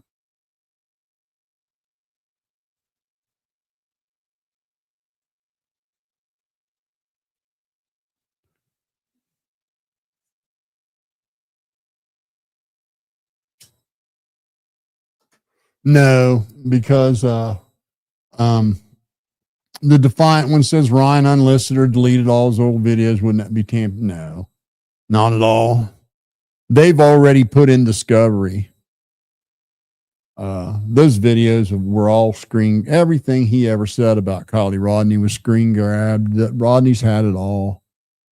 That's what I say. I know his lawyer put in a lot of hours, but she has to go through all that.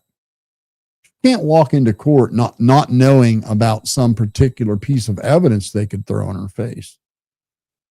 So yeah, you can bet she spent a lot of time going through that, but no, not at all. The only way it could be tampering with evidence is if he was told it's now evidence. And if it was now evidence, they would have seized it.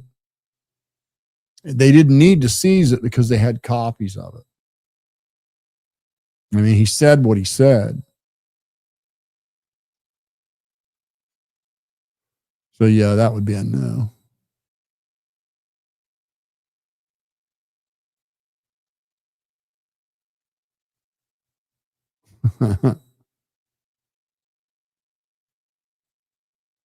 I can't believe that he didn't know that a boutique is a store that sells specialized niche designer clothing type thing like that, or like purses or jewelry. I don't know if a jewelry store could be a boutique. Certainly clothing, certainly shoes.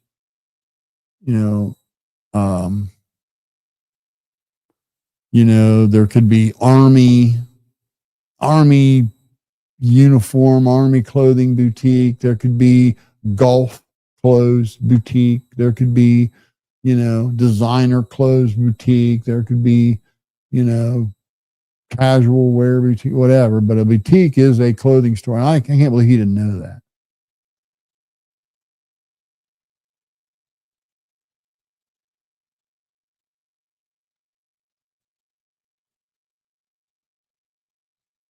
Appreciate you there, mean. I said, I really ain't been nowhere. I just ain't been in the mood. Man, when that stuff happened to Charlie Kirk and I started seeing all these channels with this low IQ conspiracy crap, grossly exaggerating shit and, completely misleading their listeners for money, watching, I'll tell you what really gutted me.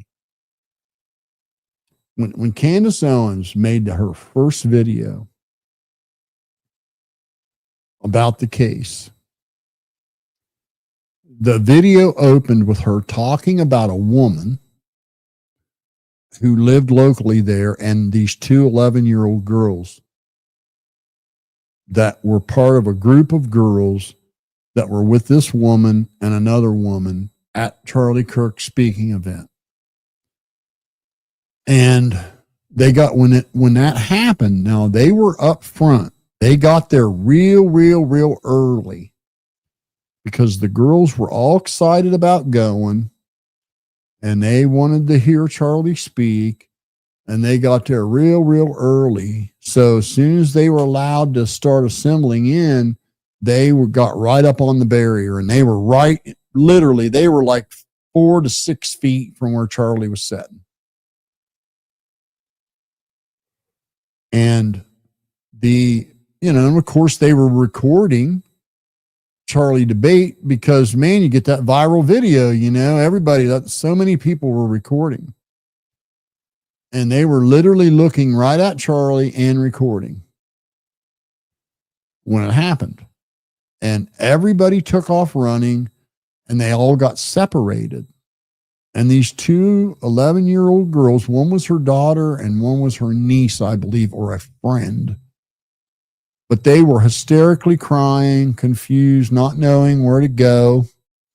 They had all rented a motel room as like a place to like stage before going to the event. And it was like a place to have pizzas delivered so they could eat and this sort of thing. So they got separated. A lady helped them reunite. They were there at a motel room, literally like walking distance from the campus. The next morning, the media was out there and the police were out there and everything. So the mom and the two girls wanted to go back over there and give their video to a state police officer because they realized, oh my gosh, we recorded it. And in doing so, there was a local reporter there, and they talked to that local reporter for a few minutes. So now you've got the stage set. This is a couple of little girls and their mom. They were in a motel room with a whole group of other girls and another parent.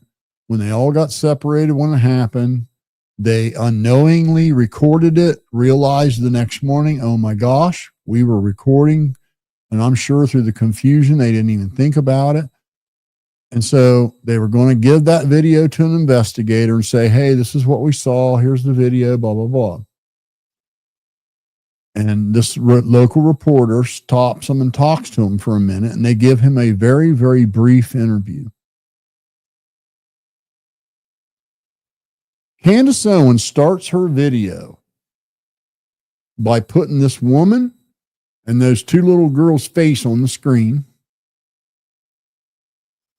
and saying that they were suspicious because why would they still be there when the shooter's not arrested yet? As absurd as that is, right? And they wouldn't give their video to her, so they must be lying. There's probably no video because they wouldn't give it to me. You know, this is Candace. This is what she's saying about these people. When they did the responsible thing, they gave it to the goddamn investigators because they aren't bought into some conspiracy. They were there. They saw what happened. They don't need a conspiracy. And Candace Owens is acting all entitled like they should have gave their evidence to her and not to the police. So she puts them in her video and doxes them. She fucking doxed them. She told where the mom worked, told the mom's name, told where the one girl's dad worked, all this shit, while having their face on the fucking screen. You can go watch the video now. It's still up.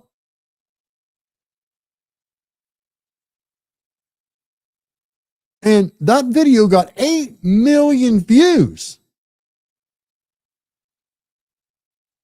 That woman and those two little girls had to flee their home. The woman had to take a leave from work. And that feckless bitch has never taken that video down, never walked any of that back. She labeled two little 11-year-old girls liars to 8 million people after doxing their mother. That's how she started. And that shit just turned my stomach, man. And because, you know, here once again, you got a celebrity accusing innocent people of shit and not caring what the fallout is. And you can just imagine the wackos in an 8 million view video, how many wackos tried to get a hold of this lady or say something to her or say something to those girls. What do you think those girls' classmates said to them when they went back to school? After Candace Owens accused them, but she never said what they were guilty of. She just accused them of being liars and being suspicious because they dared to talk to a local reporter and give their evidence to the police instead of her. So for that, they got doxxed. faces put on the screen, and called liars to 8 million people. And she's been as bad or worse ever since.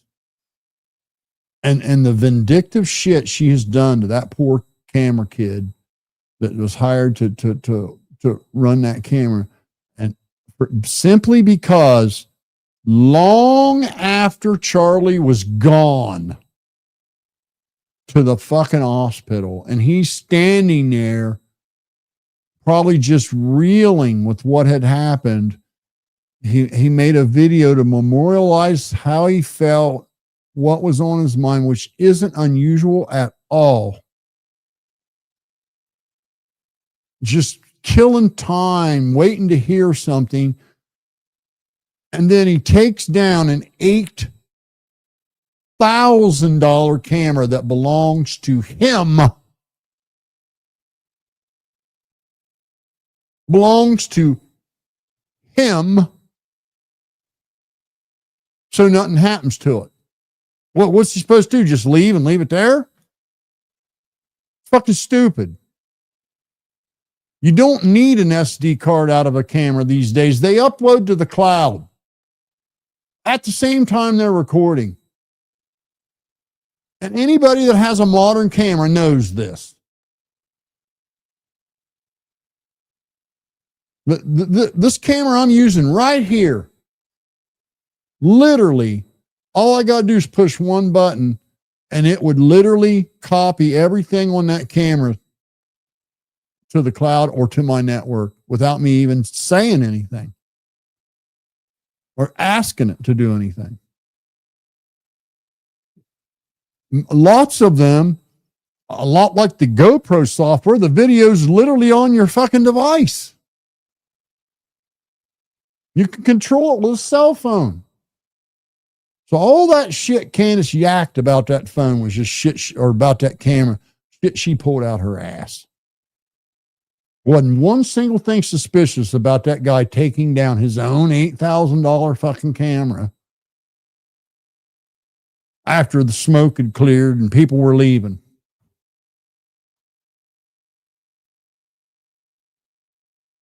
You know, just like the Rodni case, let me give you a perfect match here. Everybody assumes that everything at the scene is evidence because there's a conspiracy to find. When the police know what happened already, they know that Tyler Robinson shot him. They know this because there were 3,000 plus eyewitnesses. And out of those 3,000 plus eyewitnesses, many of them saw him. Many of them were recording. So there wasn't any question as to what happened. Now, just because YouTubers ignore all that and say, oh, why? They can leave that video. That's video evidence. I'll bet you the police could have had 200 videos of that. Because I'll bet you almost everybody there was recording. It's a very common thing to be recording Charlie when he's debating because you can get a viral clip out of it. So everybody had their cell phones out recording. And you can see that in the crowd. You can see people with their cameras out.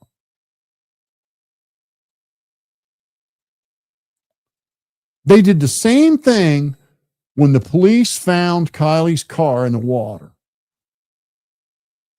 And they had already seen the fire tower video.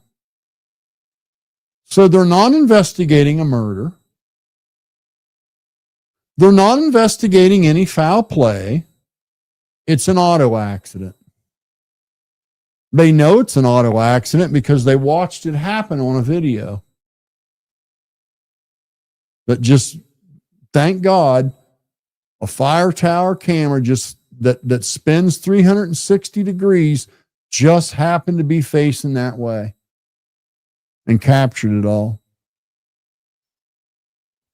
So when they were towing her car out of the water, some things fell out of it. And the whole low IQ Upchurch true crime clique was all slobbering about that, like they were just leaving evidence behind. Evidence of what? Maybe you guys were investigating foul play. Maybe you guys are investigating a murder because you've ignored the fact that it was an auto accident. But the police aren't ignoring the fact that it's an auto accident. They know it was an auto accident. They're not investigating foul play. They're not investigating a murder because it was an auto accident, and they know it was an auto accident because they got it on the goddamn video. So what was the big importance of preserving every microspeck of something that may have fallen out of the car? None. That's what. And it's the same fucking thing with that camera. There were 8 cameras up there, not just one. He took the one that belonged to him. His camera. His investment. His property.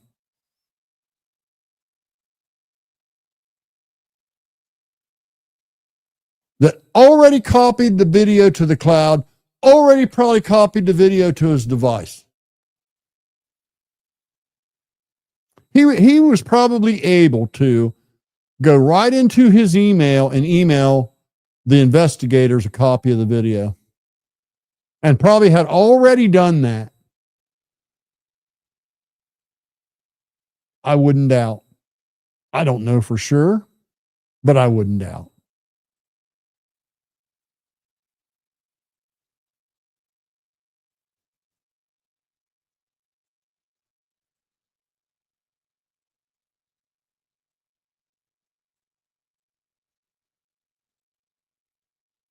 Oh, you talking about Upchurch? Yeah. Well, let me tell you something about that weakest link. You're right. Weakest link says he doesn't have any friends. Everyone in his life all want something from him, money, free shit, blah, blah, blah. But Ryan created that by giving people stuff. If he had never gave anybody anything, everybody wouldn't be expecting to be given something. But when you're constantly giving people shit, you attract people that want to be given shit. If that makes sense. That's typically the way it goes. He should have, none of his friends should know how much money he has. That none of them. They should all think maybe he's close to broke all the time. He should never brag about his money to his friends. He should never been giving away expensive gifts to anyone. And if he did give someone a gift, it should have been done privately. Because that way you don't have the snakes and the fucking gimmies. Ryan, unfortunately, tried to buy loyalty. He tried to trap people. I'll give you an example. Ripped is a perfect example. Oh, man, you want a motorcycle, Ripped? Hell yeah, we'll get one. But he never puts it in Ripta's name. He buys the motorcycle, lets Ripta ride it, but it's never in Ripta's name. So Ripta knows if he leaves there, the motorcycle's probably not going with him. So it kind of traps people. And he did that a lot. He even did it to his own mom. He tried to trap her, living in his house, driving his car. So he can get all this control.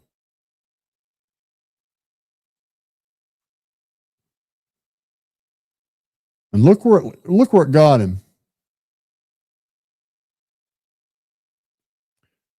We can think, yeah, this kind of lawsuit can get drug out for you. Well, it's already, all the dragging out's already been drug out.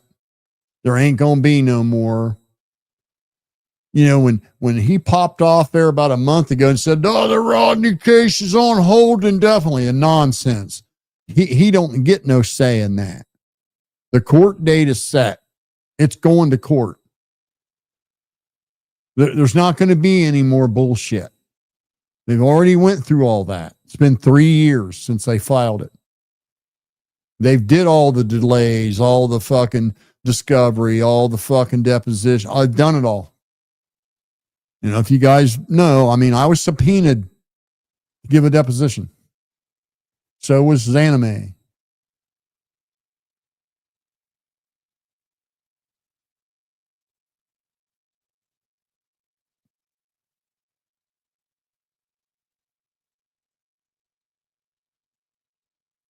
Yep. That's the thing. In lawsuits, typically, the only winners are the damn lawyers. Unless you get like into big money. Yeah, I wish, Laura says, yeah, he's got too much pride and should have backtracked. I agree. Listen, I was a huge Upchurch fan. I would have wanted nothing but the best for him. But when he started using his channel and his fan base, his loyal fan base as a fucking weapon, I lost all respect for him. Then when he did that shit to his mom very publicly, just, man, I just can't support somebody like that. The blind rages. And you're not going to tell me, I already know, none of you are going to convince me he doesn't have these violent outbursts around that child, because I know damn well he does. He don't give a shit who's around. And I'm going to tell you something, that will wreck a child's nerves. You may think it's okay. It's not. My mom and dad got in a heated argument one time when I was a child. And I even know what it was about today. I didn't at the time. But I was about 6 years old, 7 years old. You know, I still remember that like it was yesterday. I was worried, sick to my stomach. That shit really impacts children because they have a way of making it about them. And I know damn well he doesn't contain that shit around anybody. When he's ready to have one of his hissy fits, he just has them. And his hissy fits are, taking a baseball bat and destroying 4 or 5 cars. Taking a baseball bat and destroying a brand new home. And I mean every fixture, every cabinet, every fucking wall, every window, everything. And that's fucking pill rage. Give a shit what anybody says. And he does that around that kid. You know he does. And I'll bet you Beth walks on eggshells.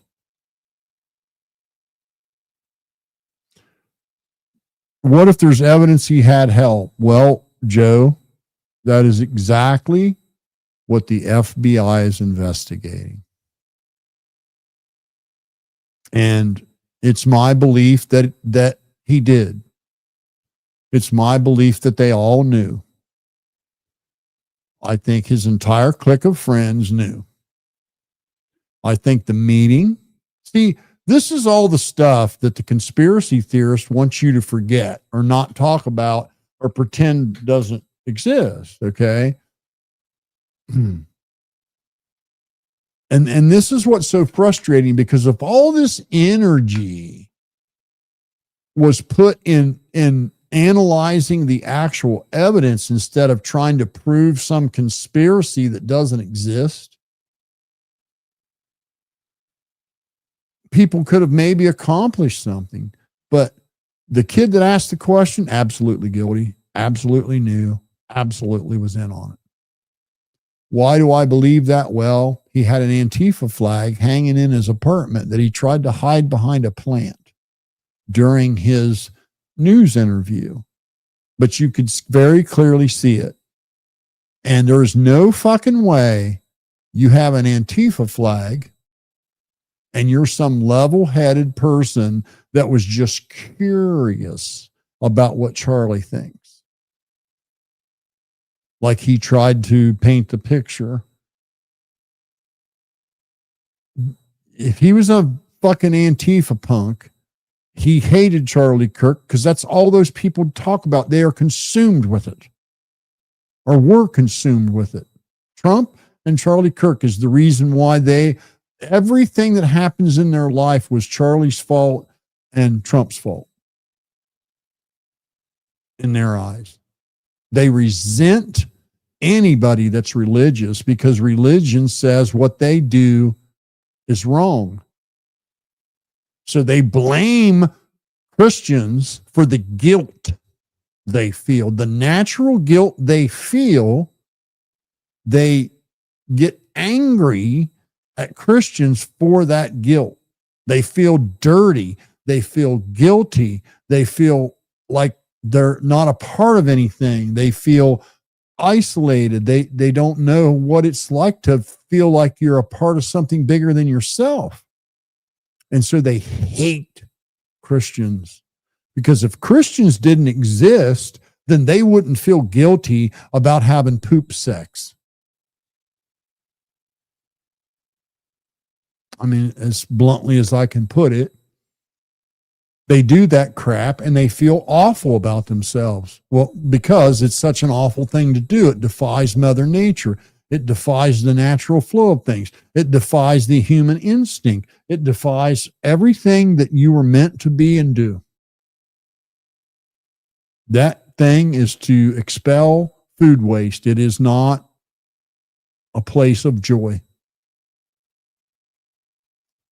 And so there's a natural ugliness that goes with it, and they blame Christians for that.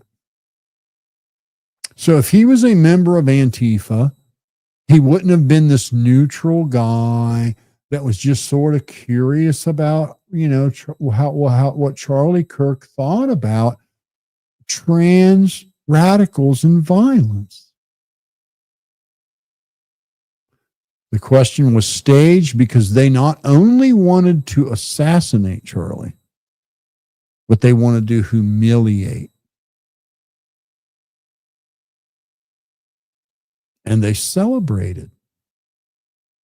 And you guys, these conspiracy nuts that want to blame Israel, want to blame Trump, want to blame the CIA, want to blame the FBI, it's just so stupid. Because Antifa trans radicals had motive and desire, and they had threatened to do it many, many times. They also celebrated. They also predicted it. And then, without going back over it, the mountains of evidence that point directly at Tyler Robinson. Nobody else. To ignore all that. To say, Israel did it because Candace said so. Because Charlie Kirk said something negative about Israel in private. Why haven't they killed Nick Fuentes? If Israel kills people because they say something bad about them, why haven't they taken Nick Fuentes out yet? He's got a big following. He trash mouths Israel every day. It's stupid. And any of you believe that nonsense simply because Candace blurted it out without a speck of evidence is absurd. There's no way a president is going to put out a hit on somebody that says good things about them publicly all the time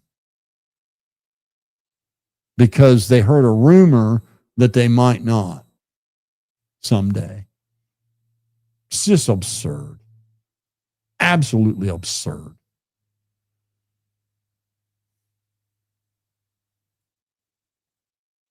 So I think definitely he was in on it. Not in on it as far as physically doing anything other than he asked that question purposely. And they timed that purposely to maximize humiliation along with the assassination. The dude that jumped up and turned around and said, fuck yeah, yep. He was in their friend group. He knew what was going to happen. There was a little pack of trannies over on the right-hand side up on this little balcony thing. And they kept being as bombastic and as obnoxious and as shitty as they could be. And getting, like, trying to draw attention on them all the time, constantly. I think they were part of his clique of friends because they all sort of hooted out when it happened and they didn't duck or run.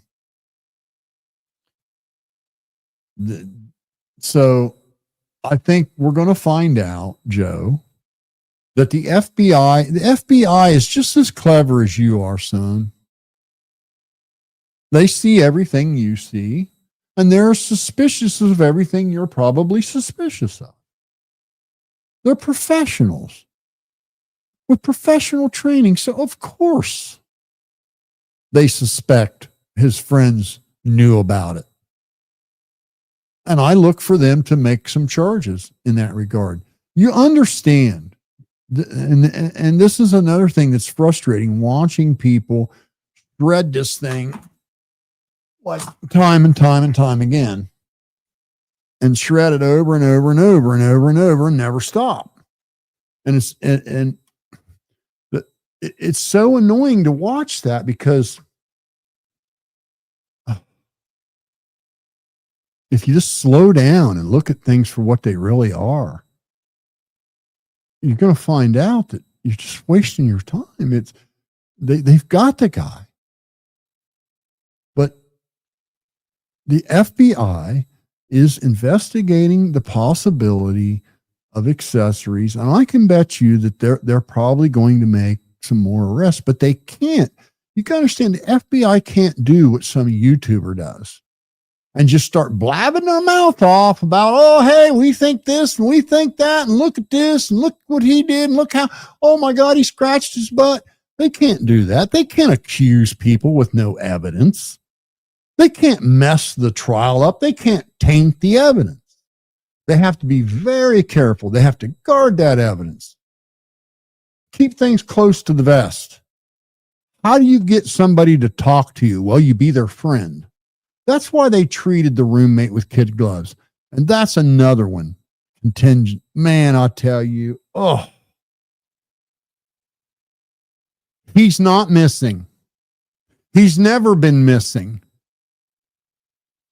That's another YouTube rumor that's manufactured by YouTubers claiming that the furry lover is missing. He's not missing.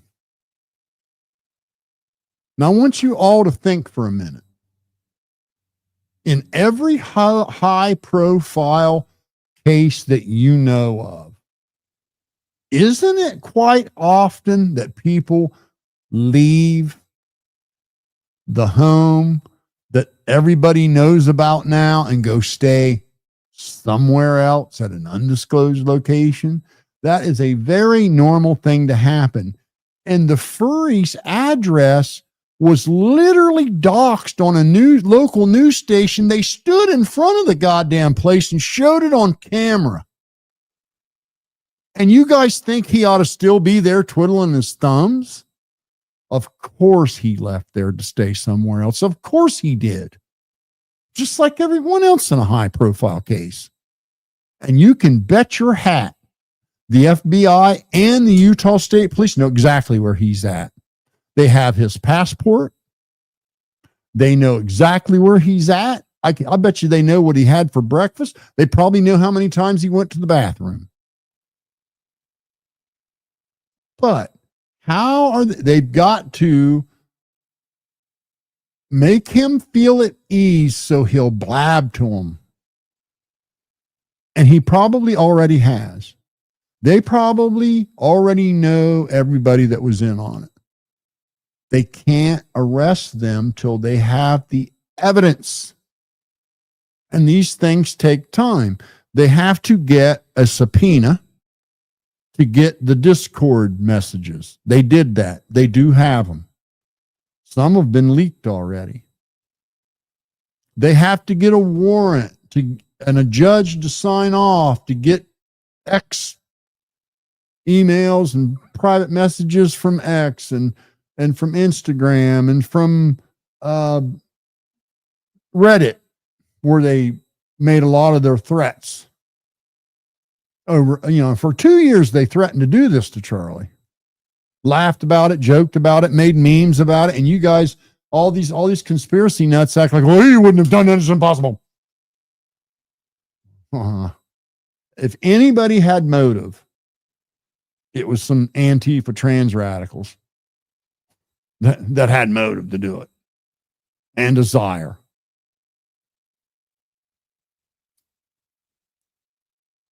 And they keep, these guys yakking the furries miss. He's not missing. Have you heard any law enforcement agency say he was missing? No, you haven't. You've only heard YouTubers go, he's missing. All he did was leave his apartment and go stay somewhere where crazy people didn't know where he was at. And I'm sure the FBI advised him to do that. They probably were going to want him to testify. He's probably going to end up testifying against the others. I suspect he completely rolled and told him everything. Usually those kind of people are cowards.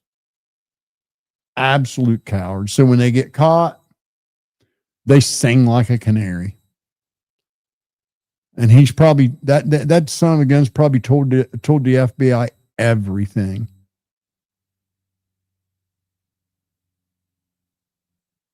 Listen to this, Greg Watson. Greg, read your comment back to yourself very slow and see if you find anything wrong with it. Greg's comment says, evidence isn't that good, though. At least what we have. You claim 60 videos, but we haven't seen these 60 videos. I guess if you believe the FBI, then you would believe that they have 60 videos. Why wouldn't I believe Kash Patel and Dan Bongino? What reason would I have not to believe them while they're investigating the possible accessory in the Charlie Kirk assassination? And is it a stretch, Greg? Is it a stretch that there would be 60 videos out there? Every time Charlie Kirk speaks, everyone records him because they can get a viral video. And all you got to do, little man, is look at any shot of the crowd there as Charlie began to speak. And I'll bet you can count at least 100 cell phones out recording, if not more. Is it a stretch, Greg, that there would be Ring doorbell cameras along the way in that residential neighborhood where he parked his car and walked to the campus? Would that be hard to believe? I don't think so. I bet there was probably 20 or 30 at least. Some not so good, some others. Gray Hughes investigates. He's a retired New York City homicide detective. Go to his channel. He'll show you. He went there. He walked the exact path that Tyler took. He stood right where Tyler pulled the trigger. He went through the whole thing, showed where the gun was found, all that shit. And he found doorbell videos, Ring doorbell videos from people locally, just talking to locals, of the car, of Tyler coming down the street in his car, of him getting out of his car, him walking by limping like hell, 2 different doorbell cams on the same street of him walking by with that damn gun shoved down his pant leg. And you can see it. You can literally see the outline of the gun stock in his pant leg. You can see it. That's how good the video is. So what do you mean we haven't seen? Now, in addition to that, Greg,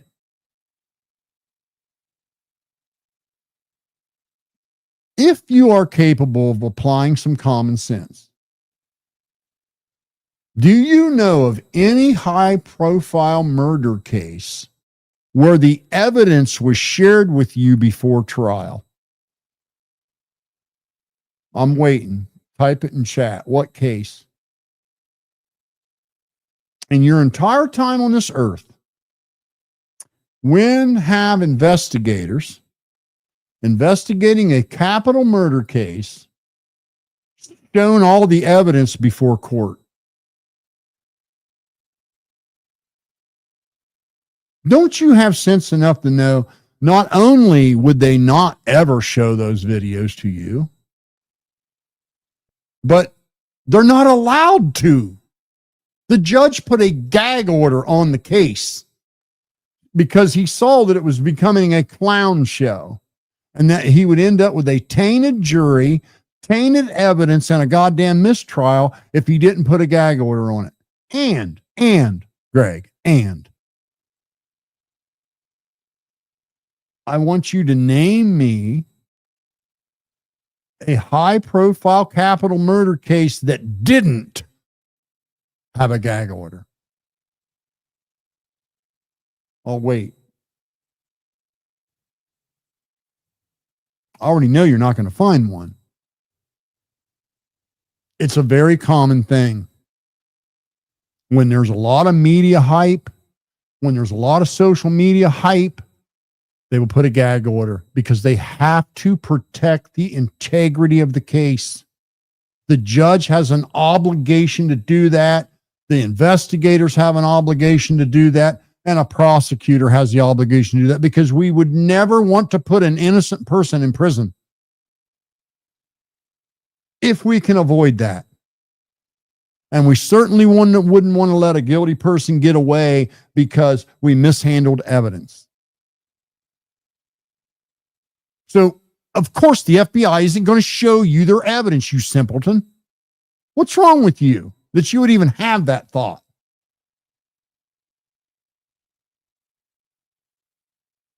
How can you even think that there wouldn't be red light cameras, gas station cameras, fast food cameras, and Ring doorbell cameras every single fucking where you go on this earth today? What's wrong with you that you don't understand that of course there would be video all over the place that you haven't seen? Because not everybody's a loudmouth YouTuber. Some people just said, hey, captured something on my Ring doorbell camera. They call their local police department and they say, I have a video of Tyler Robinson's car going past my house. They send an officer out. He puts it in a bag, puts a date on it, labels it, hands it over to the fucking investigators. It gets entered into evidence, and that's the end of it. And you're not going to see it on YouTube. Nor should you. Not everybody has a YouTube channel. Some 60-year-old retired guy isn't thinking, oh, golly, I got to put this on YouTube. He's thinking, I need to call the police and show them this video I've got. Where is your common sense, Greg? Where is it? Do you not have any at all? This is what I mean. You guys start listening to some YouTuber narrate shit to you, and you just forget that what there's just apply some common sense. Of course you haven't seen those videos, and you're not going to see them till the day of trial.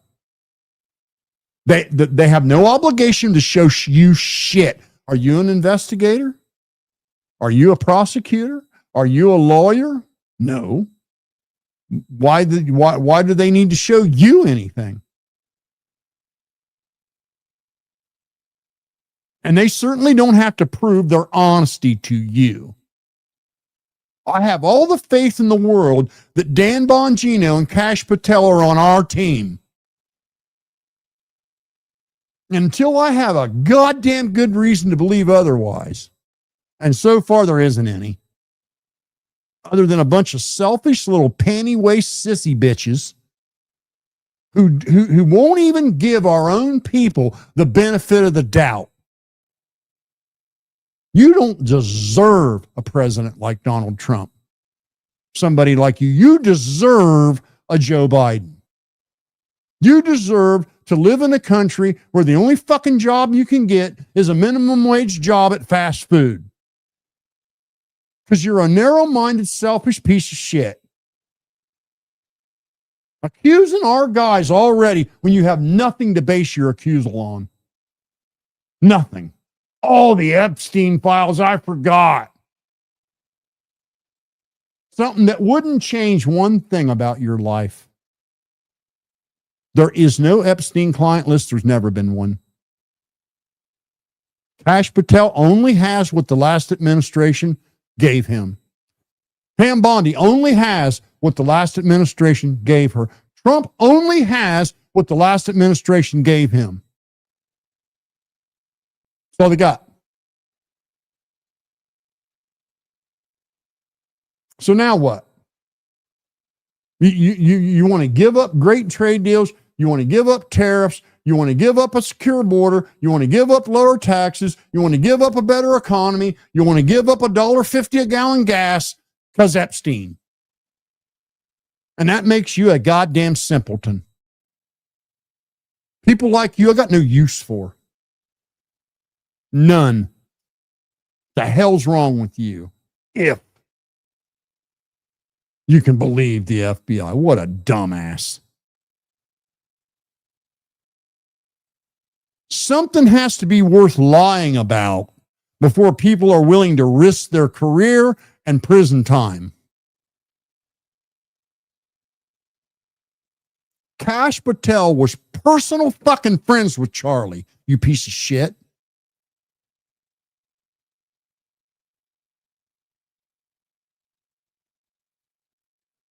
Jesus. I've seen some stupid ass people, but some of you conspiracy nuts are so fucking far gone, man. I swear, 30 years old and younger, the dumbest generation that has ever existed. You guys grew up with the world's technology in the palm of your fucking hand, and you're the dumbest son of a bitches I've ever seen in my life. Ain't a one of you got even a microspeck of common sense. Oh, FBI ain't showed us in videos, so they must not be real. They got to go on YouTube and show them to us. Never mind the fact that that's never happened before. No hope. Never in the history of high-profile murder cases have they ever gave you blow-by-blow updates on the evidence before trial. Charlie Kirk was not a politician. He was a private citizen. This is a murder case for the state of Utah. That's it. It's just thankful that Kash Patel was a very good friend of Charlie's, so he has gave the FBI authority to investigate the possibility of accessories, or they wouldn't even be doing that. And you can't be patient enough for them to finish their goddamn investigation and haul his ass into court with it. You got to start accusing them of shit because they aren't giving you blow-by-blow details every 5 minutes. I just want to know, what the fuck is wrong with your brain that makes you think these stupid shit?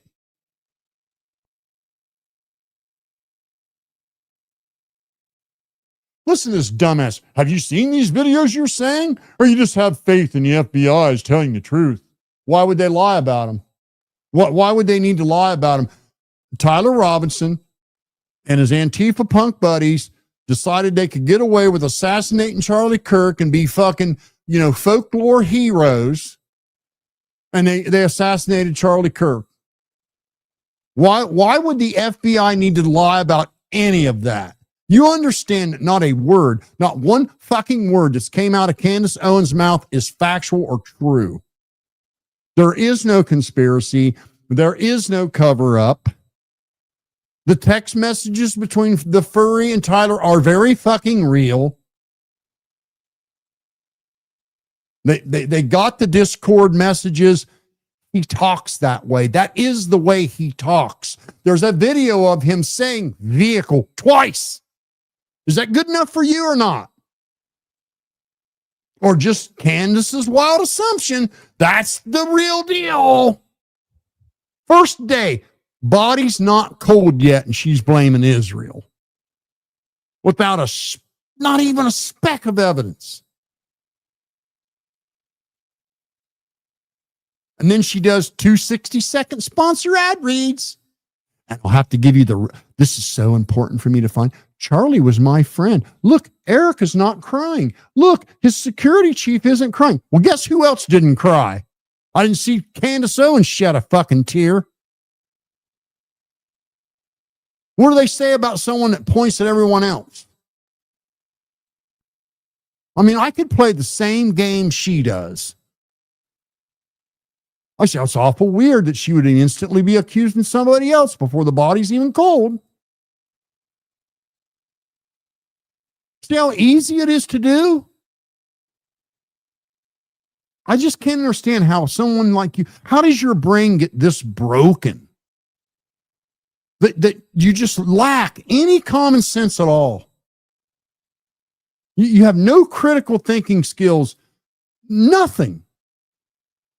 You just run around like a fucking fart in a whirlwind, bouncing off of shit, waiting on some YouTuber that doesn't know any more than you do to share wild assumptions with you, while you completely ignore and deny factual evidence.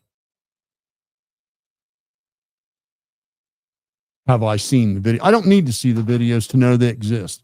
I have sense enough to know the law of averages would say there were probably a dozen doorbell cameras in that kid's path. The law of averages says there would be a security camera at every gas station he stopped at along the way. The law of averages says there would be red light cameras along his path traveling there. The law of averages says there were thousands of people recording Charlie when he got shot. So I don't need evidence to prove to me that those videos would exist. I have enough common sense to say, would Kash Patel betray his friend, stab MAGA in the back, destroy his career and his reputation after he quit doing something where he was making 3 times as much money to serve our country as an FBI director, that he would risk all that to lie about some fucking little faggot that shot Charlie? I got enough common sense to know that's not a possibility. And I'm just feel sad for you that you don't. You're the person, you and people like you are the reason why the Nigerian email scam is a $1 billion a year industry. You are the people that respond to those emails with your bank info and then go, oh God, I got ripped off. Well, didn't people tell you never to give your bank info to someone in an email? Yeah, but he said he was going to share his inheritance with me. You're those people. You're one of the dumbasses that probably thinks George Bush convinced a bunch of people to dynamite the World Trade Centers and then try to fake 4 commercial airlines hijacked. And I'll bet you still think today that George Bush blew them buildings up. Well, he didn't blow up the 2 towers, but he blew up 7. Oh, so he only blew up 1 of the 3 buildings. The other 3 terrorists flew planes into him. He just blew up the 1 because he had a crystal ball and knew the terrorists were going to hijack planes that day and hit the buildings just right and make them fall. He had all that mapped out in a crystal ball the day before. And then the 1 million visitors a day to the trade centers didn't notice any of the pilings being jackhammered out and semi-truckloads of explosive being delivered. And not one single one of the people that lied and said they had a loved one on an airplane that didn't exist ever went and told the truth. They all kept a secret for George Bush. George Bush was like, hey, you know what? Iraq's got some oil I want. So here's what we're going to do. Okay. We're going to let some terrorists come into the country and take pilot lessons. And while they're taking them pilot lessons, Leroy, Billy, John, I want you three to get together with some guys. You get some trucks and you go down there and you start jackhammering the pilings out of them World Trade Center buildings. Now you be quiet because there's 1 million people in and out of there every fucking day. And we don't want you, we don't want them. We can't get caught here. Now listen, when that plane hits that building, you push down, you blow that other one up. And then we're going to get the air traffic controllers to lie and say there's another plane headed for the Pentagon. And you push that button, you blow that son of a bitch up too. Now, John, I want you to go to the junkyard and I want you to gather up some shit that looks like plane parts. And when Billy blows that building up, I want you to take that dump truck and dump them parts that look like plane parts. Now, Johnny, here's what I need you to do. Now, we know the media will have cameras on these buildings. So we need to make it look like some planes flew into them buildings right when we blow them up. So I need you guys to hack into all the television satellites and do an overlay of a plane hitting the building so we can blow it up and not get caught.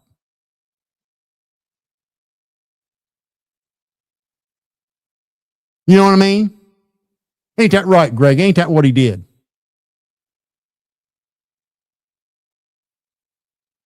I honestly, let me tell you, I feel sorry for you. And the reason why I feel sorry for you is I know for certain you are going to live a life of poverty. You're never going to get ahead. You're never going to own a home. You're never going to get anywhere. And there's a reason for that, is you're a dumbass. And everywhere you go, people are going to take advantage of you because you're a dumbass. You're going to always pay too much for a used car because you're a dumbass. Every kind of repairman of any kind is going to take advantage of you and overcharge you because you're a dumbass. A gullible dumbass. Every woman you ever deal with is going to fuck you over because you're a gullible dumbass. Every friend you have is going to stab you in the back because you're a gullible dumbass.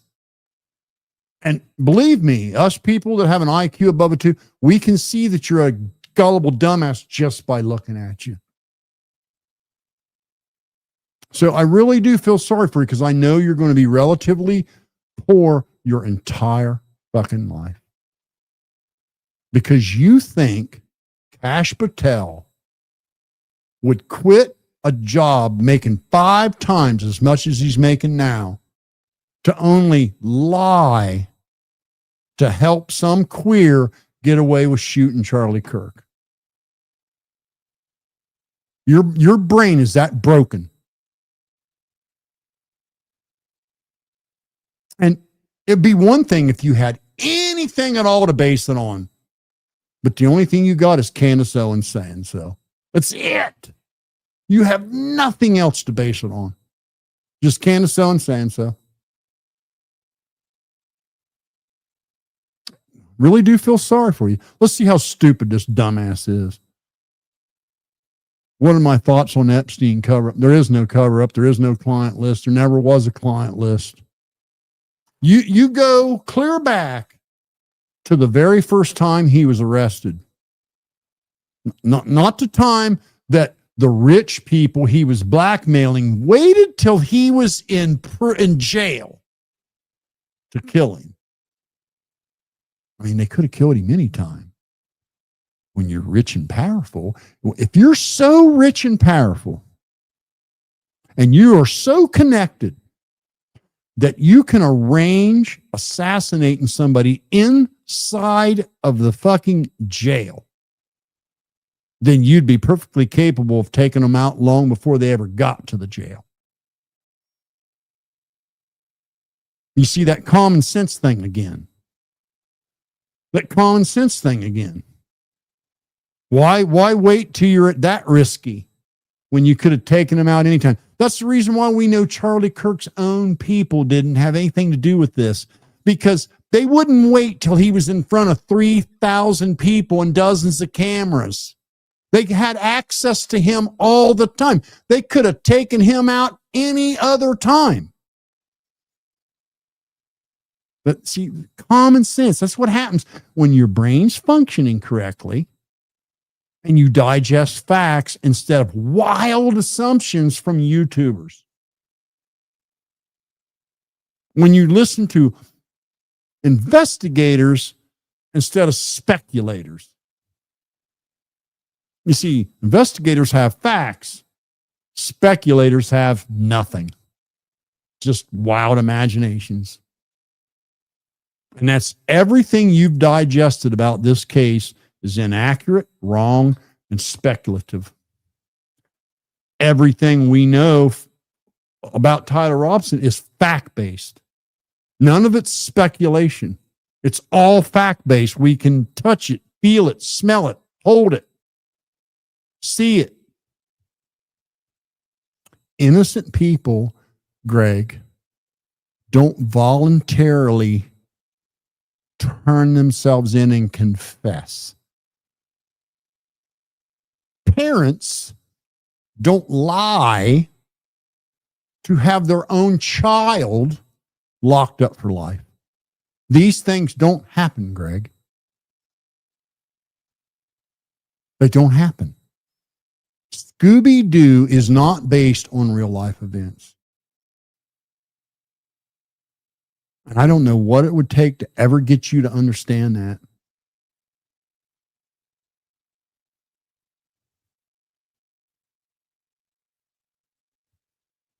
Listen, here we go again. Listen to this dumbass. Okay, here's some more of Greg's wisdom. You're not going to convince me his spine stopped a 30-06 from 140 yards away. Well, how's come all we got thousands and thousands of Vietnam vets running around with lead in them? Greg, why are there thousands of Vietnam veterans who came home from Vietnam with rounds from the exact same fucking rifle inside their body, and they're still alive?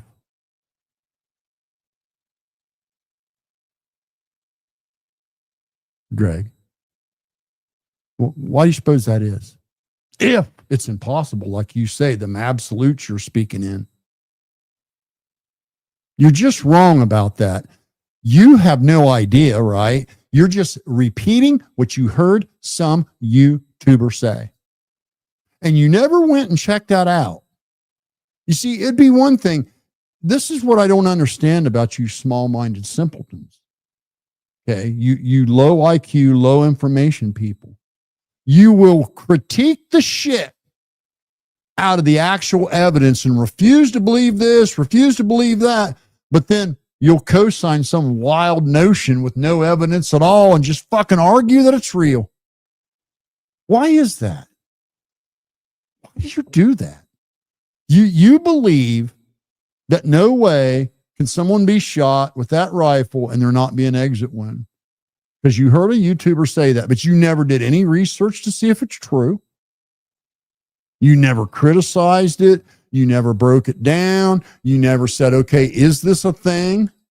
Because right now, Greg, right fucking now, you could go to Google and say, has anybody ever survived being shot by a high-powered rifle in Vietnam?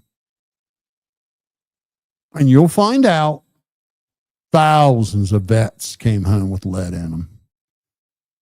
You have to understand, if removing the bullet would cause more damage than the bullet being there, they didn't take it out. They were too busy fixing people that needed fixed. And so thousands of them guys came home with lead in them. Thousands of them. There's guys out there right now, Greg, Vietnam War vets, making videos saying, you guys are so full of shit. Look here, right here's where I got shot. My bullet's right here. Here's the x-rays. Now, when you say there's no exit wound, do you think the whole ER team at the hospital lied?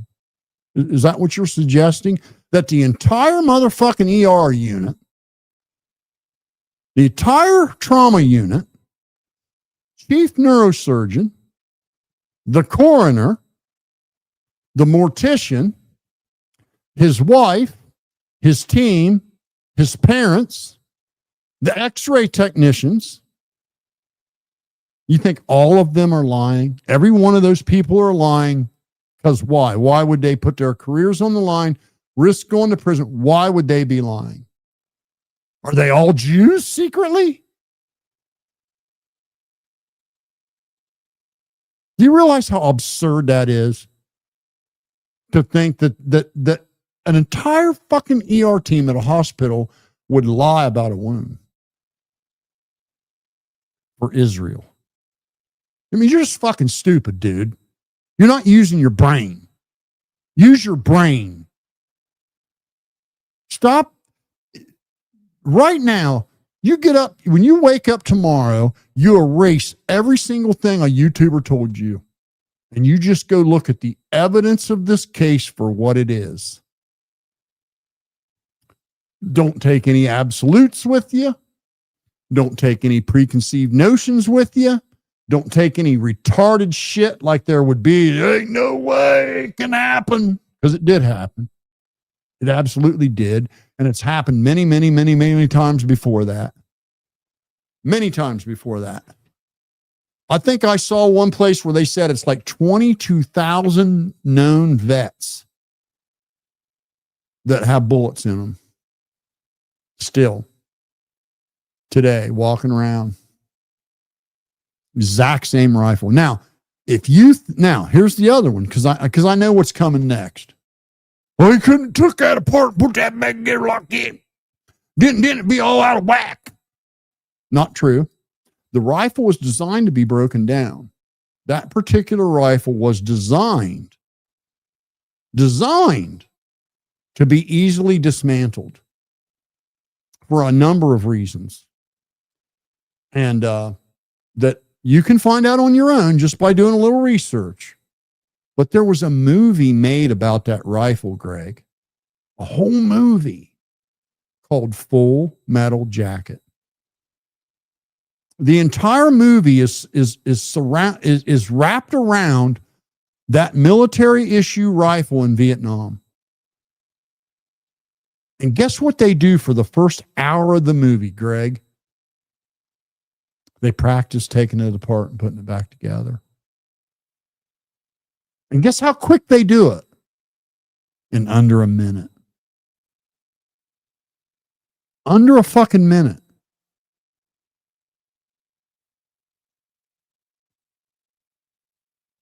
That's how stupid your comments are.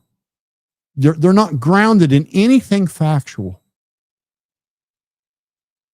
There's just 4 wedge blocks that hold that barrel down onto the fucking body.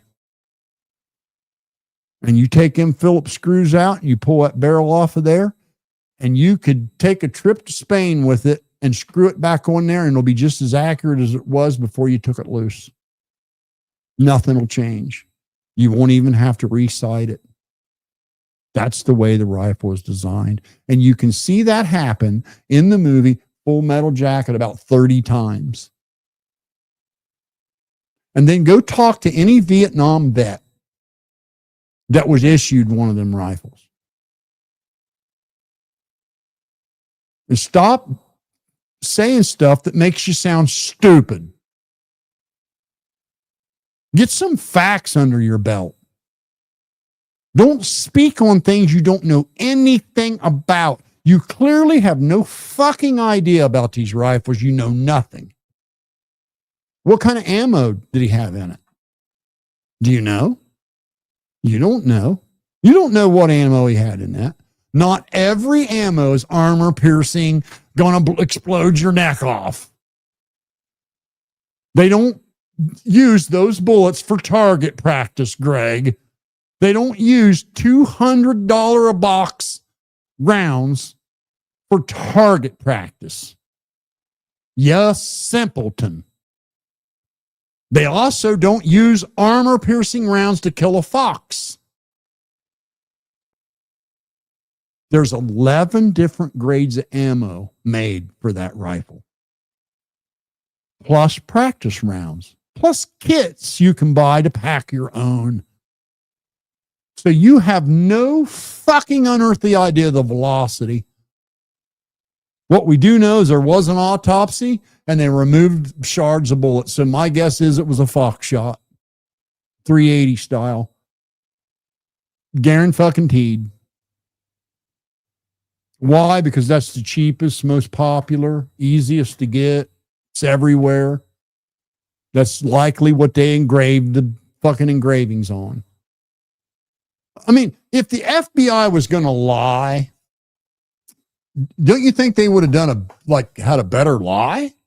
You think the FBI is so stupid? I mean, what a thing. Who would make up a lie that, oh yeah, they engraved the bullets and here they are? Well, how do we know that that's not a lie? Because the whole clique of Antifa trans radicals, their little icon on Reddit is a goddamn fucking engraved bullet. Go look. Well, they took the channel down now, so you can't, but they had a group on Reddit. And the little icon you got when you joined the group was a motherfucking engraved bullet. And they had dozens of memes.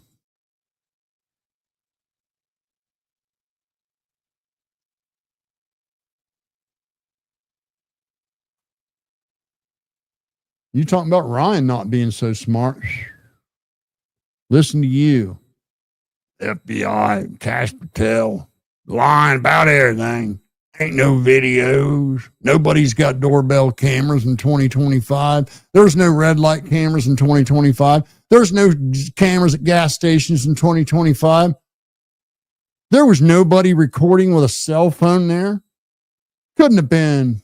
No. Because you know why? Because they haven't shown them to us yet.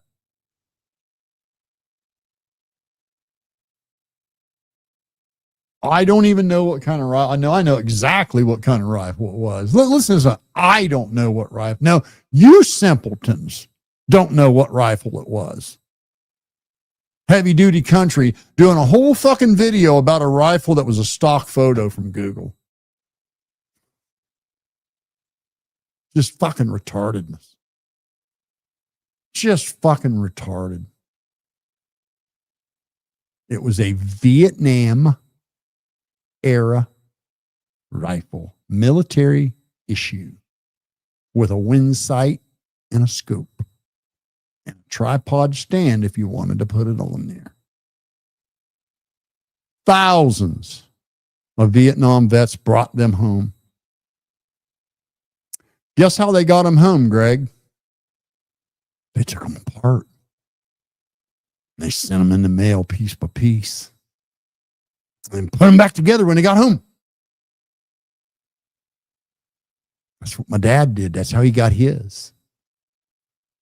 I suppose I'll have to go go up there to my fucking brother's widow's house, get the goddamn rifle and do a video and show you dumb bastards. I've never seen people so retarded.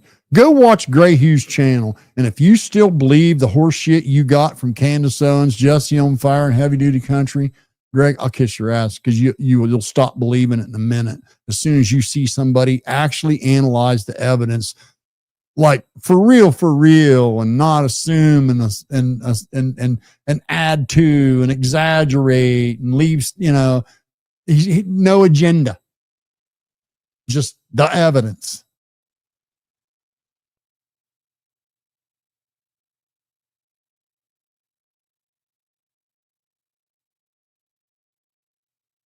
There's not more to it. Why do you think there's more to it? That's what I would love to know.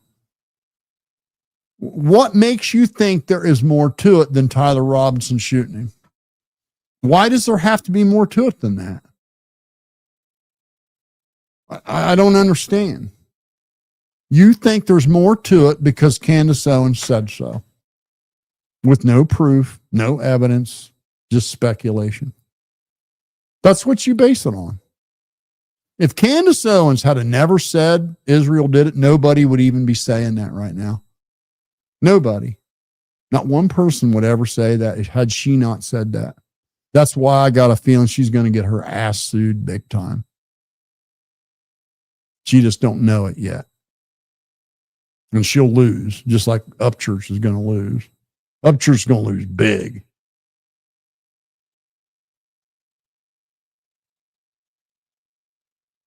Yeah, they were saying the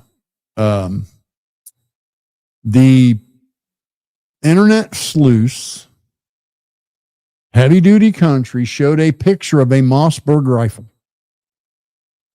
on his channel. A modern, brand new, still in the box, Mossberg rifle. And tried to claim that that was Tyler Robinson's grandfather's antique Vietnam era 30-06, which was actually called an M16 in those days.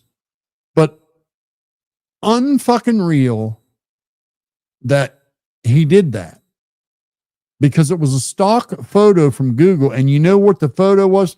If you go back and you watch the video, there's a flashlight. Someone's shining a flashlight on this rifle in a box. Well, you know why that is? It was a gun that was stolen from a gun show. And that was a photo of the police when they found the gun, they took a picture of it. And that came from Google Images.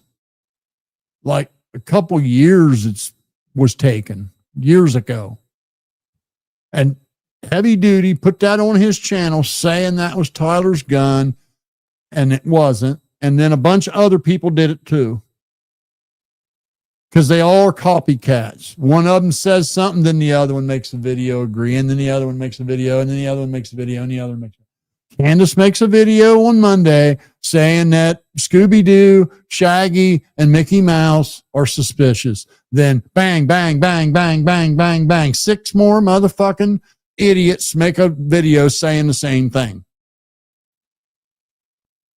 And that's how all this misinformation got out there. And believe me, it's all the only actual factual information I've seen is on Gray Hughes' channel, Steven Crowder's channel, the Quartering Temple, Turkey Tom, and Paramount Tactical. Every other channel full of shit, gross exaggerations, speculations, assumptions, and lies, with 60-second sponsor ad reads and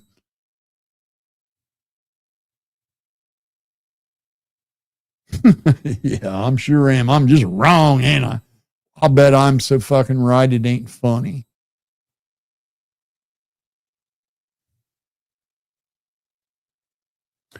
Yeah, they make shotguns, but they were, this particular rifle was a fucking Mossberg that Heavy Duty Country put on his fucking channel saying it was Tyler Robinson's gun.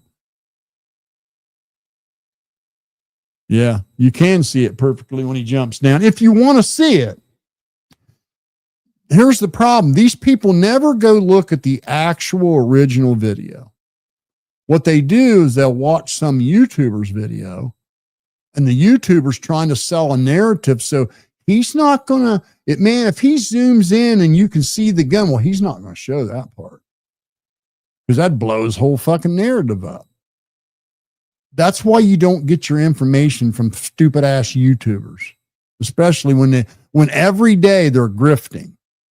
Now, if you got a YouTuber out there that's put out one video saying, hey, look at this. This is what I thought. You could maybe take him like he's genuine, that he really believed what he was saying. But when you look at a channel like Heavy Duty Country, or you look at a channel like Candace Owens or Jesse on Fire, and every single thumbnail is a new conspiracy for the last 30 fucking days, you're an idiot for listening to that shit. Just an idiot.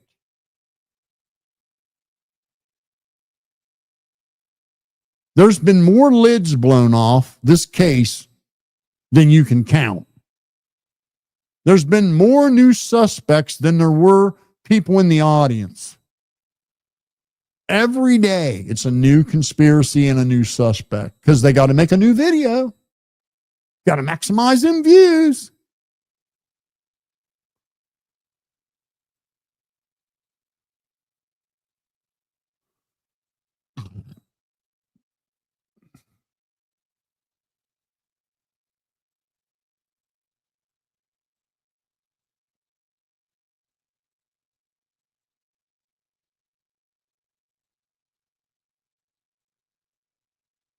Yeah, fucker. He still fucking runs his mouth about me every time he gets drunk. Like, I think he thinks this stupid story about me like taking it in the ass by some guy in a park. I think he thinks that's true, and he thinks that I'll do it with him. I really think that's what he thinks. That's why he's got no woman. That ridiculous, stupid story they made up, edited and fucking shit. And then when they get a chance to get it proven, that none of them show up. Like I knew they wouldn't.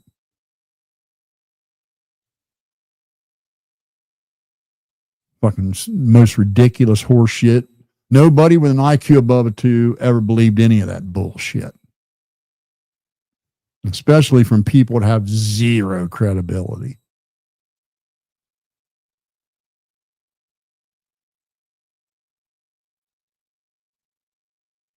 Yeah, I hear you. Cage says, yeah, he's wanted to thank me for going live. I'll do it more often. I got no excuse other than I just been preoccupied. And that shit with Charlie Kirk, I was just sick of YouTube, really. And seeing what YouTube is doing. I mean, there is something afoot. Not talking about anything to do with the Charlie Kirk case specifically. I'm talking about division and disinformation, division, and all this shit. They are promoting anything that can aid in that. And it's just no question that's what they're doing. And they're let me tell you something else I've noticed. Now, if you guys remember going back a short time ago, you could hardly say anything even remotely insulting in a YouTube comment. It would get auto-censored. People go, oh man, why'd you delete my comment? And nobody deleted it. It got auto-censored. Now, you can say any fucking thing you want. You can even use the N word with a hard R. There are YouTube channels out there getting promoted with high view count of blackface and hard R. What do you suppose is up with that? All of a sudden, they've let everyone back on. Everyone that ever got banned for like for example, now there's something else I want to tell you about this division.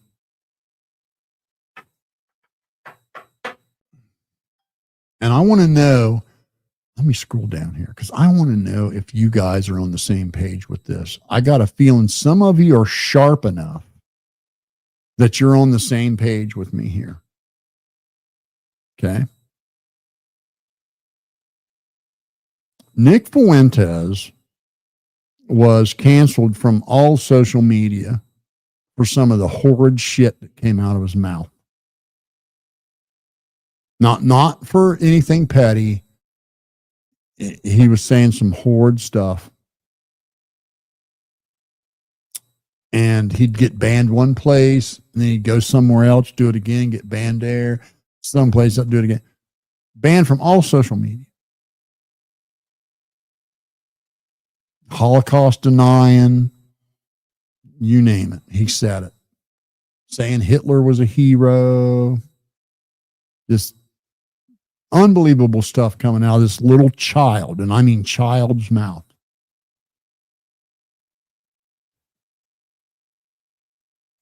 For no apparent reason, YouTube reenacted his channel and they're promoting the fuck out of him. And he's still saying the exact same things. You cannot log on YouTube and not have a Nick Fuentes video shoved in your face.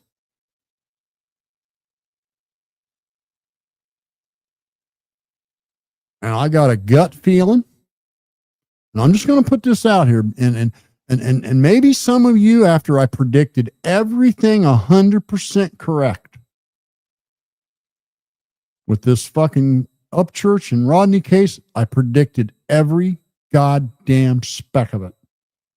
Spot on. My gut tells me Candace Owens and Nick Fuentes have been paid a shit fucking ton of money to sow as much divisive rhetoric into MAGA as humanly possible. Because they want to divide MAGA into two separate voting groups. So they can take back both houses in the midterm and undo everything Trump did so they can finish what they started. And you're asking, okay, what'd they start? Well, maybe some of you didn't notice. I noticed. What country right now can you name that isn't dealing with an immigration problem?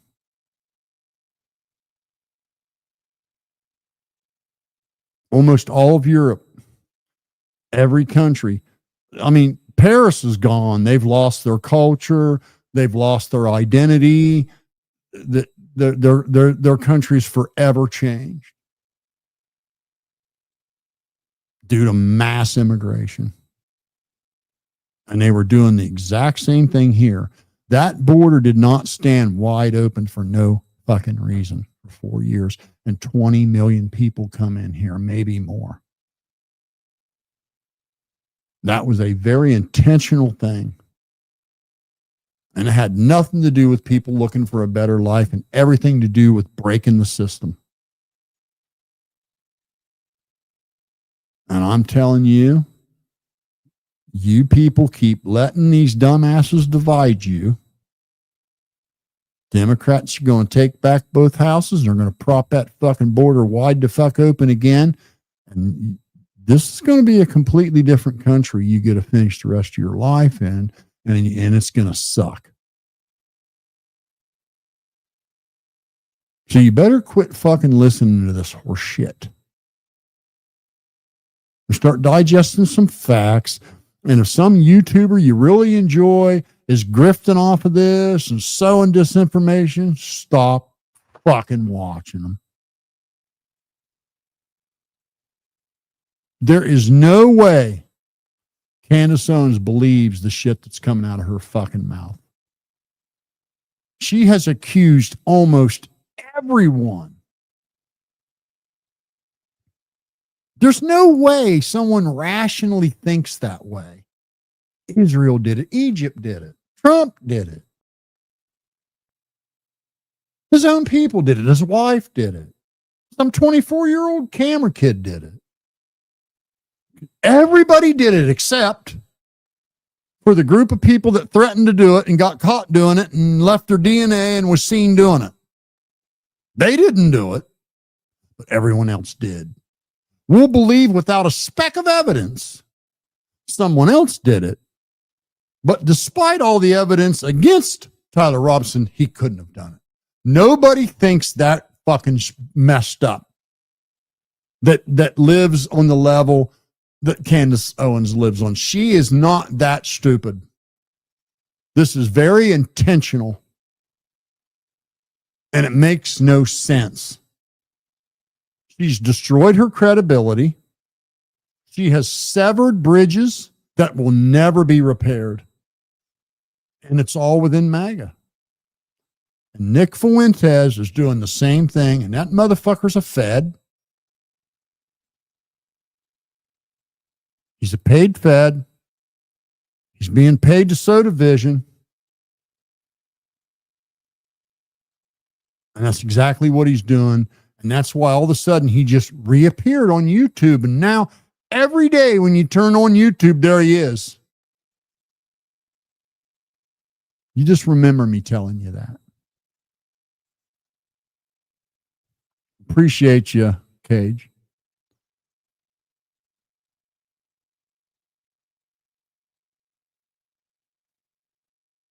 I don't know what Nick Fuentes is other than a very confused, loudmouth punk.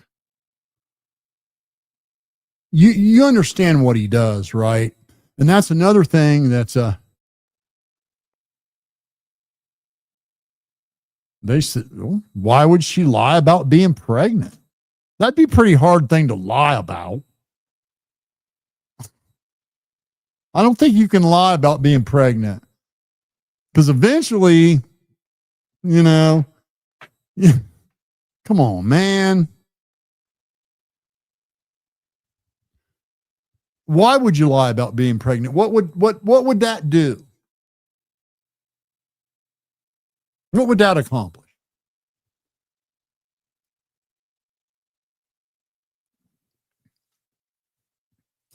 What Nick Fuentes does is it's a very tried and true method of making your rounds within the conservative talk show podcast circles. You say the most outrageous shit possible. You just say the most outrageous shit. And then YouTubers will start talking about it. And then next thing you know, you'll get invited on some podcast to defend it. And they'll all be saying your name. Did you hear what he said? He said, Nick Fuentes said. You hear what Nick Fuentes said? What about Nick Fuentes? You see what he said? See what Nick Fuentes said? It's very intentional to say that he remembers Stalin's birthday because Stalin's his hero. Why would Stalin be his hero? A 22-year-old fucking kid. Why would Stalin be his hero? Well, because he's not. That's just some obnoxious thing to say to get people to talk about you. Why would you say all this glazing stuff about Hitler? A 22-year-old kid. Never even had to struggle to pay a bill yet or anything in his life, or just a kid. Think about what you knew, what you believed, and what you were into when you were 22. And then apply that to Nick Fuentes and then say, Why would he say Stalin's his hero? I remember his birthday. Why would he glaze at all this shit about Hitler, saying all these wonderful things? Why would you deny the Holocaust? Why would you say that Charlie Kirk was a cowardice cuck? Why would you say Charlie Kirk's wife's a hoe? Honestly. Well, it's to get talked about. It's to get noticed. And unfortunately, there's no shortage of conservative pundits that fall for that shit time and time and time and time again.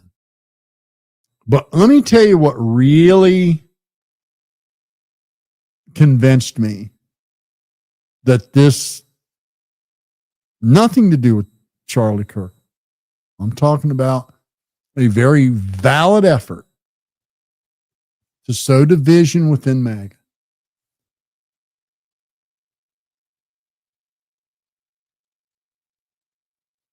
Tucker Carlson spoke at Charlie's wake. They were very close friends,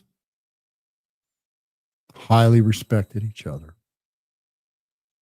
I mean, think about all the people in the world that could have spoken at Charlie's wake. And it was Tucker Carlson.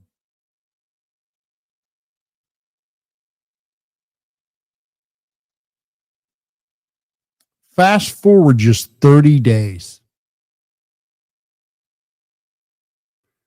And you have this punk kid on for an interview that has said some of the most disgusting shit in the world about Charlie Kirk, said some of the most disgusting crap in the world about yourself, Tucker Carlson, said all kind of nasty shit about him, denied the Holocaust, says Stalin is his best friend and Hitler's a hero.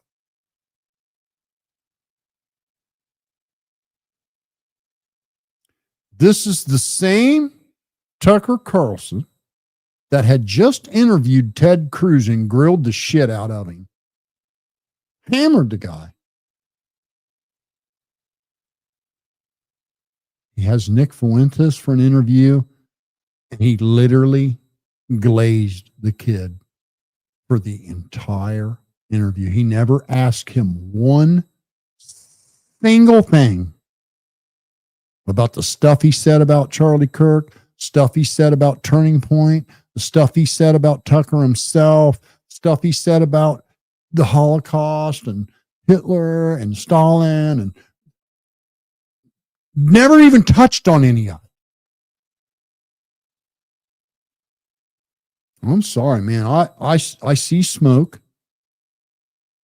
and I believe where there's smoke, there's fire. And I just want you guys to remember me telling you this. Just mark it down. PBR said he suspected this, November 11th, 2025, 11 o'clock at night. I want to repeat. Candace Owens, Nick Fuentes, and possibly some others are selling their soul to the devil for money. And they're going to sow division within MAGA to split the vote, to reduce the power of MAGA's vote.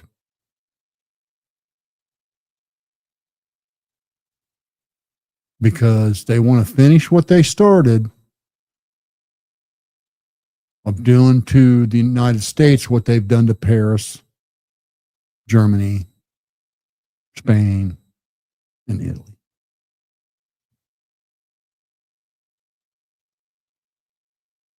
Just write that down. Remember me telling you that. I appreciate y'all tuning in. I'll be back soon. I'll got to show you guys a video of the power stroke. It really does look amazing. It really fucking turned out good, man. Whew. Sweet looking ride. Catch you later.